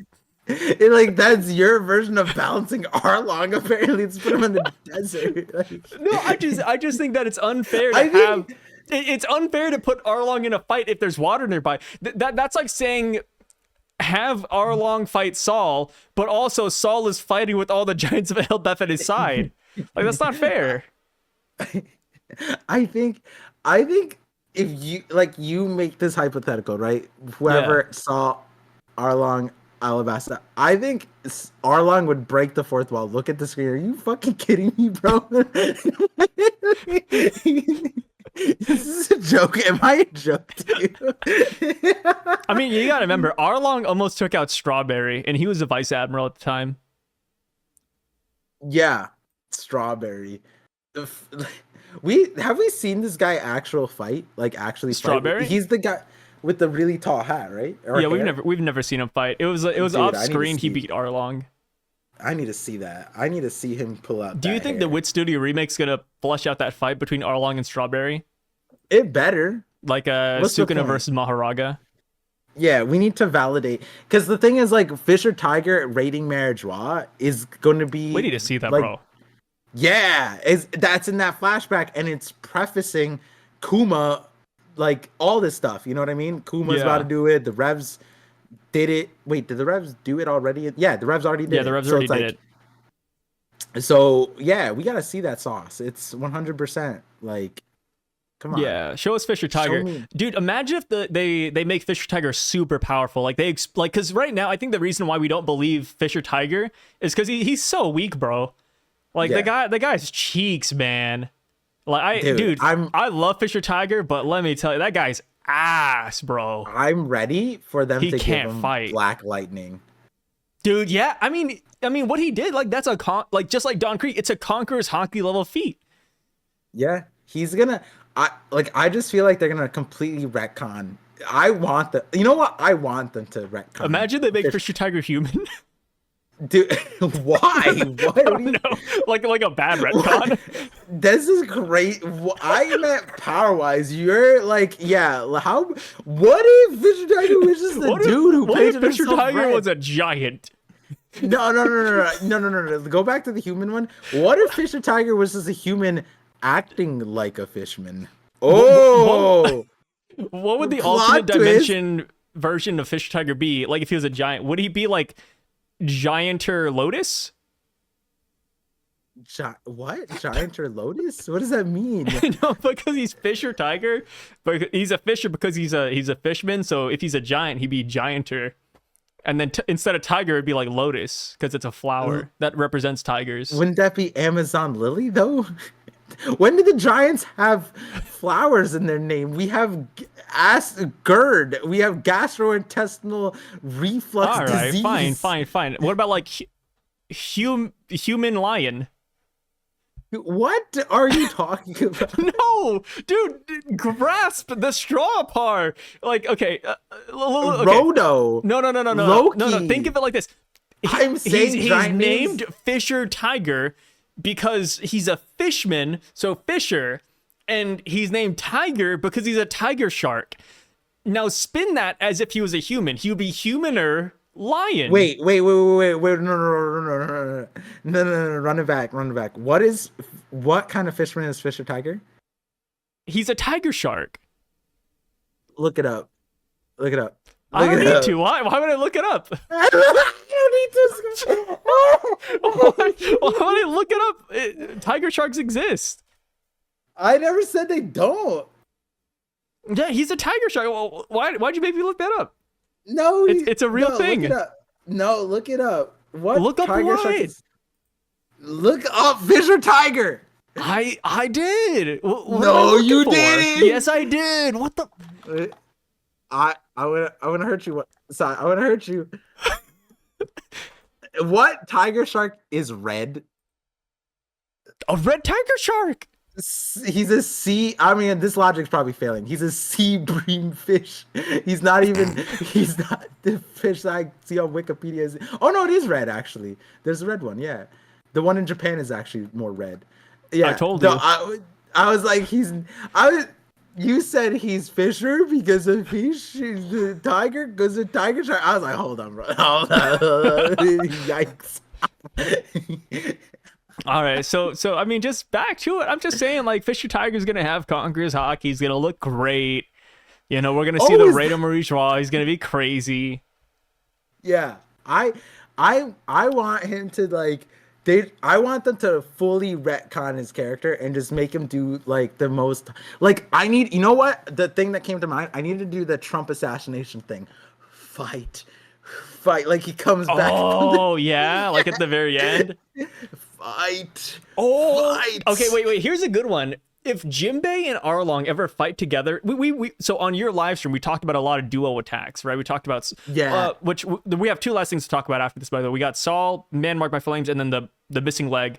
But the last thing on your stream we talked about how Saul's missing a leg. Maybe he comes back and does a dual missing leg attack with Kuzan. That'd be kind of cool. And we talked about, like, you know, Shanks and Mihawk maybe having a dual attack. What do you think the chances are that Jinbei and Arlong have a dual attack at the end of the series together? And when they do it, it's like the father-son Kamehameha, and you have, like, Fisher Tiger in the background just doing that. Would you be down for that? Arlong coming back with Jinbei and doing like an ultramarine thing that King Neptune could do, that'd be kind of sick. Yeah, because here's the thing, right? Like, we're meeting all these characters that the Straw Hats knew. They're having a great time. Like, Robin met Saul. I really think the only person we need to meet is probably just Arlong. Like, that's Jinbei's story, right? Like, we got to meet Arlong. And maybe even Tom. If Tom's alive, we don't know what the hell happened to him. We assume he got executed, but we don't know. Nah, you know what, actually? Instead of a duo attack, Jinbei does like the over the water shoulder throw, and it's like the ultramarine jet that Neptune does, and it's like blast, and then like it hits whatever wall, it hits the barrier, like a marine fort that had the wall, and they need to break it down, and it's like, and it hits it, and Jinbei's like, it's not enough power, and then like something like, I don't know what happens, but then they like sense something. It's like, wait, no, it's cracking it. And then in the water, in the jet stream, is Arlong's nose at the front of. Oh, yeah, Arlong's like, right there. Yeah, and he just like dies on it. Oh, and then like he turns to Nami and says, "Sayonara, Nami." Yeah. That's what I was getting at. Like, it's a final sacrifice thing. Is like, I'm sorry, Nami. I believe in humans. This Maybe one's Jinbei for Bellamere. Right. Yeah. This one's for Bellamere is crazy. I still like that in the 4Kids version of One Piece, Arlong doesn't kill Bellamere. Instead, he locks her in a prison. We never hear about her again. And then Nami visits the grave thing at the end still. Yeah, she still visits the grave. And I think I saw comments where people were like, I was always confused because they never freed Bellamere. They never freed Bellamere. Where is she? What happened, I got dude? so confused because I don't remember that. And like, and then they were like, there's so many people like, yeah, why did everything? I think it was during the live action. Like, I saw comments on this, like, damn, they never freed Bellamere in the anime. I think people were saying like, this makes so much more sense that she died or something like that. I'm like, oh my god. Yeah, 4Kids did irreparable damage. I mean, same with Zoro and Zolo, right? We were stuck with Zolo until what? Fishman Island. Like that's cursed, bro. That should be a crime. Yeah, I mean, I was never stuck with that because I heard it. I audibly heard Zoro with the R, hard R. Very hard R. Dude. I think Zoro would agree with the hard R too.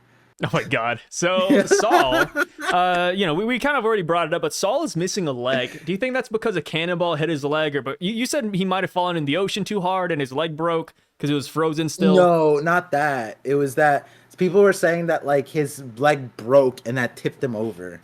Oh. Yeah. Yeah, like a cannonball hit it, then it just broke and then he tipped over? Yeah, that kind of thing. Okay. Or do you think he just like wanted to eat his leg? That's what I was like. What if we come to find out that we go to the House of Owls and his leg is in a jar, and he's like, I've been researching humans or giants. I don't want that side. No, it's okay. The House of Feet. Yeah, well, like that. My good. thing was like how I want to, because I'm sure we're gonna get it. Like, but Saul falls in the ocean, fine. Full body burns, fine. In salt water, fine. But where did the new giant pirates come into that? Like, I think he sailed home. I mean, you gotta remember, sailed home from O'Hara. Okay, hear me out. Saul with what ship? Saul almost built a boat and a raft when he was when he was at O'Hara. So he just went back on the island and built it again. Oh, the island that they investigated post thing to make sure that they were all dead, and they were like, "Huh?" They just threw the books in the water. Was this Saul just like in the ocean waiting, like with like a giant straw, just like breathing water? That could happen, man. I mean, if you were there, would you say anything if you saw a giant underwater trying to hide, or would you say, "Hey guys, I didn't see it. No report, sir. Nothing out of the usual." Like, yeah, what would you do? I would report it because I know who that giant is. It's not a boogeyman. Hey, why is former Captain Vice Admiral Saul underwater, guys? This is fucking scary. What if he looks at you and he does like the like the cutthroat thing? Saul is Robin, like the rumors of Robin. Yeah, exactly. Oh, like Saul's a scary guy, man. The thing, no. How about this? The path of theft and murder that followed Robin was just Saul. Oh, what if the reason why the organizations fell after Robin joined is because Saul was looking for her and he killed every single organization? Dude, it's like hard. Liam Neeson. It'd be like Taken, except like Saul's crazy. Yeah, just a misunderstanding. Like he's just terrible at getting. He's like it's Taken is what 3 movies where his daughter gets stolen in every single movie, except like in this one, Saul's just terrible because he's like he just dismantles the organization, but he misses Robin, and it's been 20 years, and he just gave up and became a history teacher on an island, and he's like, you know what? I'll just give up. She'll come to me eventually, I hope. That's kind of crazy. I mean, I like to imagine Saul looked for Robin in the very beginning because he thawed out like shortly afterwards. So I wonder if he like visited the next island saying, "Hey, like did an 8-year-old girl pass by here?" Because Robin was on a rowboat. Like she couldn't have gotten that far. Yeah, I feel like Saul, I don't know. Like, I mean, we don't know how long after Saul thawed out too, because like, Yeah, surely it wasn't soon. I don't know. I feel like you would thaw out pretty fast with the temperature, the flames, and the water, and he thawed out quick enough to where he didn't drown. Yeah. Well, I guess ice would float. He can swim. Yeah, And he can swim. Yeah. Interesting. I just want a little bit more, and I know it's a hard. We're gonna get it. The main thing that I care for is the new giant pirates and Saul, because that's the thing, right? Because he was Oimo and Kashi. Navy giant. Oimo and Kashi? Wait, why with them and Saul? Oh, because imagine like the stories they could swap as like former Marines, right? Because they weren't like Marines, but they were like employed.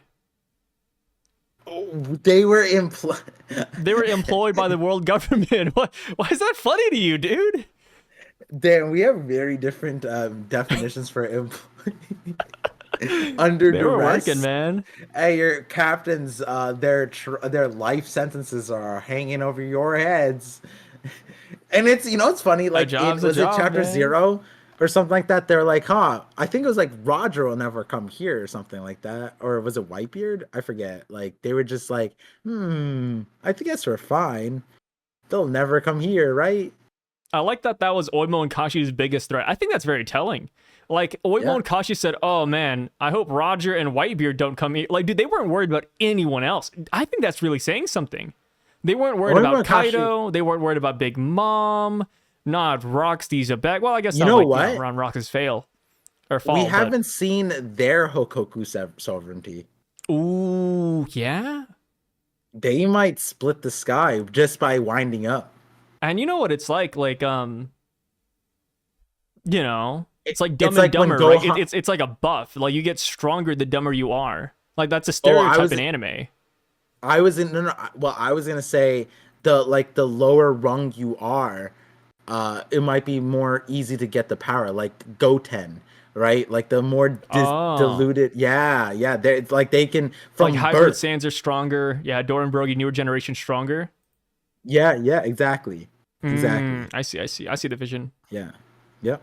So They're like last thing, Saiyans. man marked by flames. People are saying it could be Saul. I mean, to be fair, like I've seen that theory a lot, but I always got to throw out that this Yeah. chapter Wait, didn't hold on, add give me a second. this please go. chapter didn't add anything new in regards to the man marked by flames mystery, right? Like Saul, we already knew he had burn scars. We already knew that he went through Ohara, so metaphorically he fits the profile. Timeline wise, he already fits. Like this chapter didn't bring us anything new. It's not confirmed. Yeah, it did.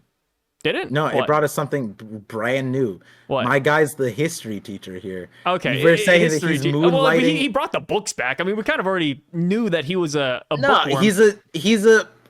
all right. He's All an right, employed. But the I thing don't know is, how many would he teachers have can the poneglyphs though? masquerade. Does this guy have the final poneglyph? There's no shot that he's a history teacher here, and he's masquerading as some jet black ship sailing. Oh, so you're against whirlpool. it. Yeah, I don't think Okay, that makes okay. sense. Yeah. All right, Think- we're on the same boat. I- We're on the same team. What does Gerd say? Gerd says she says, Mr. Saul did say he wanted to show Robin Chan the library, so let's head to the school. Thanks for guiding us. What else did he say? Did she say that was it, right? And it's Yeah, just that was it. I feel like this dude's been locked in here. Like I that's think it. he has been too. Yeah.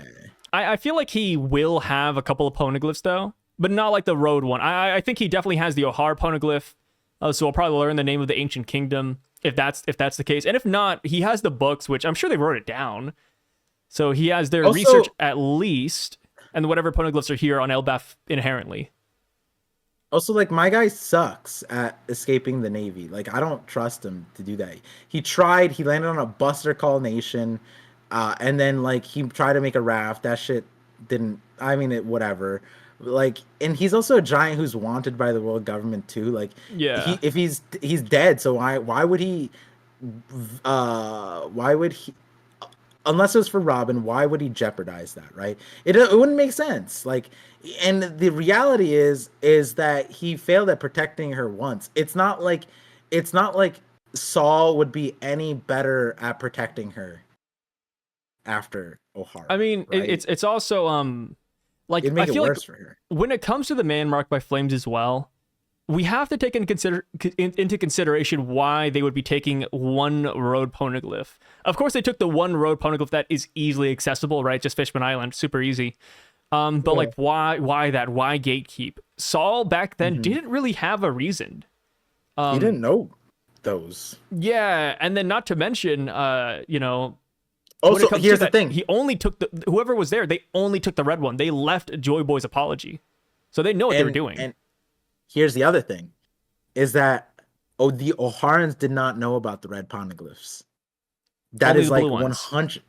Yeah, because Robin, when she went on Zoe and she saw the red poneglyphs, she said, "I didn't even know these existed." Mm-hmm. That's the cumulative knowledge of everything. She studied what they knew, everything, and then she made it 20 years later and still did not know about red poneglyphs. True. That's how those were. So it's like for Saul to have like known about red poneglyphs and then also know about that one and knew where it was, where that's like not common knowledge. Like there's not many people who would know about it in the first place. that it just wouldn't like it would only make sense if O'Hara already had like the rubbing of it and the location, which they probably didn't because Robin wouldn't have known about the poneglyph there, Yeah. which they didn't. So And it's then like, somebody pointed out a couple of good things too. Like, of course, like there's the whirlpool that's missing, but they said if the man marked by flames was a giant, that would also be one of the big distinguishing points, right? Man marked by flames, giant, whirlpool, and black ship. Like, giant is such a pronounced thing because there's not a lot of giants out on the open seas, right? We have Dori, yeah. Brogi, Oimokashi, and the new giant pirates, but that's it. That's two pirate Or at crews. minimum, a giant jet Yeah, black ship. giant jet black ship. Like, These are not small yeah, ships. yeah. I Saul don't can't think it's just be on Saul either. anything. But Yeah. you know, going back, another reason why I said it might be awkward is because if he was the man marked by flames, it would kind of imply that Shanks is like about to find the One Piece, because he would have Kid's poneglyphs and then he would have this as well. So like, you know, whether or not Kid had the Zoe one or not, up for debate. But you know, like Shanks could easily get that because he knows the Minx. He was there with Roger. Yeah. Like that would just be a cakewalk. Like might as well give it to him. Why not? So like that's another reason why I think he shouldn't have it, just for like the story's sake in a way. Unless Oda wants to go the route where Shanks shows up first and then there's a whole thing there. But yeah, there was also like an odd scene where I went back to the anime episode to check it out, and it's anime only, but when Kid fights Shanks and he has that like little vision where he won or whatever, he says he only needs one more poneglyph too, which I don't know if that implies that he found the man marked by flames or if that implies that Saul is the guy, and you know, if after he beats Shanks he goes to Elbaph and he gets it, or if Shanks is the guy, or if he has the Zoe poneglyph. I think that's another reason why that's like a topic. But it's weird because it's anime only, but at the same time, it's such a pronounced scene. Like if it wasn't true, I kind of feel like Oda would be like, "Hey guys, what the f is that?" You know, because he watches those big episodes, especially when it pertains to Shanks. Yeah. So it's kind of odd that they added that in. I think where I'm at is the minimum is that Saul may have information about that person. Yeah. Because that would make sense, right? Like Definitely. if he's studying all the stuff and like Vegapunk's after it too. Who is that guy? Oh, let's investigate. Let's And ask our so boy. Saul might have like information that like pertains to that, and maybe it would be crazy if it was information that like Vegapunk did have and forgot because of like that 2 week thing, or maybe like some report came in and so that's why Vegapunk doesn't know and Saul does know.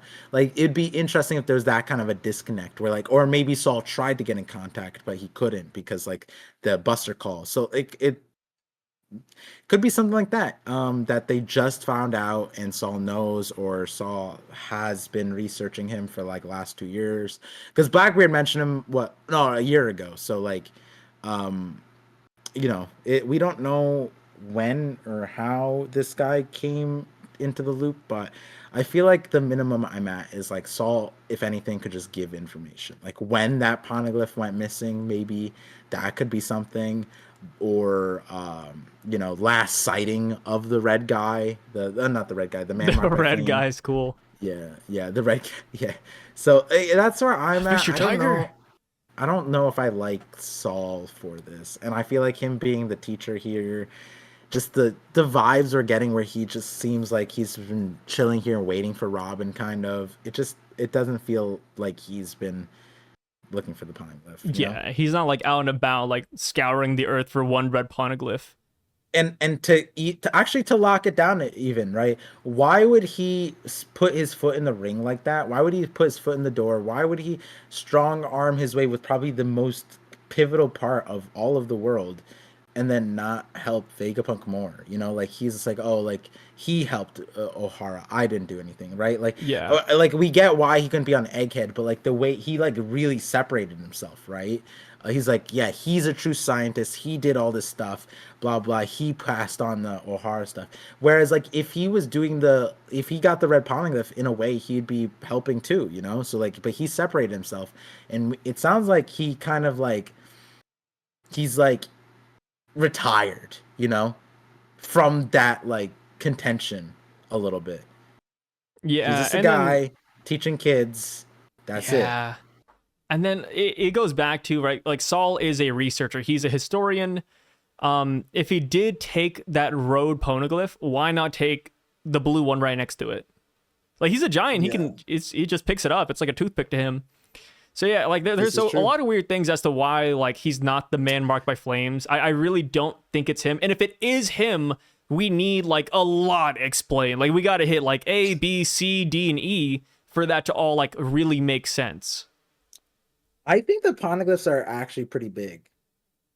I don't know if they could just pick them up like toothpicks. Let me see. Is Because there a size I was for thinking, it? I don't know, but like when you said like you pick them up like toothpicks, I was like, wait, can they just like toss them? Could you imagine like Saul picks up the red poneglyph and just like from the Okay. obviously. All right. Wait. The poneglyphs are the size of a ladder. Okay, well, how big's the ladder? I would say 4 humans. No, I'm the looking one at on I'm Zoe looking is at a picture right huge. now of Look at the one on Doctor. Zoe. I'm looking at Clover and the O'Harans climbing the poneglyph and hanging out on top of it. Yeah, but that could be that's not like a main poneglyph. That could be like the mini ones. You know, there's Oh no, tiers to no. them. Zoe is also pretty small. Well, No no. way. Not Zoe. I'm looking at Big Moms. For Big Moms, there's a person and a door. The door is half the size of the poneglyph. And it's Maybe not there's like a a thick- giant. It's not like a giant. It's like our door because you see the guard railings right beside it for comparison. So the poneglyphs are not that big. Damn. Damn, they can really mess shit up. Just pick it up and just chuck it like a baseball. They really could. Huh. Yeah, I'm looking at the Wano. Yeah, dude, these poneglyphs are not like they're big, but they're not large. They're palm sized. Yeah, they're like the giants could probably just put it right here, right? Like That's it's crazy it's when like you the think size. about Oh, it. here it is, like Odin. It's literally just 2 Odins on top of him. That's Which Odin is wild. large. Odin is large, Yeah. but still, like a giant is even Yeah. larger than Odin. Well, we're talking about like 20 feet tall, and then right Like because Odin was yeah, like 10 feet tall. yeah, and then giants are like 70 feet tall, Yeah. God 70, damn. 80. So yeah, dude, literally, like I don't know why, like whoever the man marked by flames is, he wanted to stop somebody from going to Laughtail. He didn't want to like take poneglyphs to research. And Yeah. Saul, like you said, I don't think Saul has that like ambition or he wanted to do Yeah. that per se. Yeah. He didn't want to put his foot in the ring like that. Maybe Saul's twin brother, Paul. Yeah, Paul. Yeah. Well, I mean, Tom had a brother right on Fishman Island. I mean, it's not crazy. Yeah. Looked nothing like him too. I mean, Jaguar D. Saul here, he did say that his family all has the moniker, so he has a family. He does have a family. Yeah, Damn. we don't know where they are, man. Huh. Huh. Yeah, so to end things off, next chapter, what do you think we're going to do? Just go back to the party? Or do you think we're going to reminisce about the past or go to the Owl House?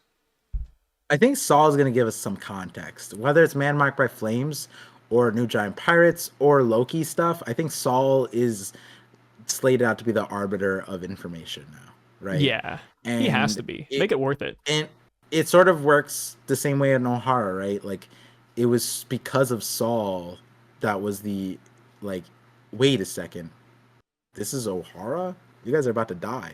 You know what I mean? Like, Yeah. he was kind of like the information person there too.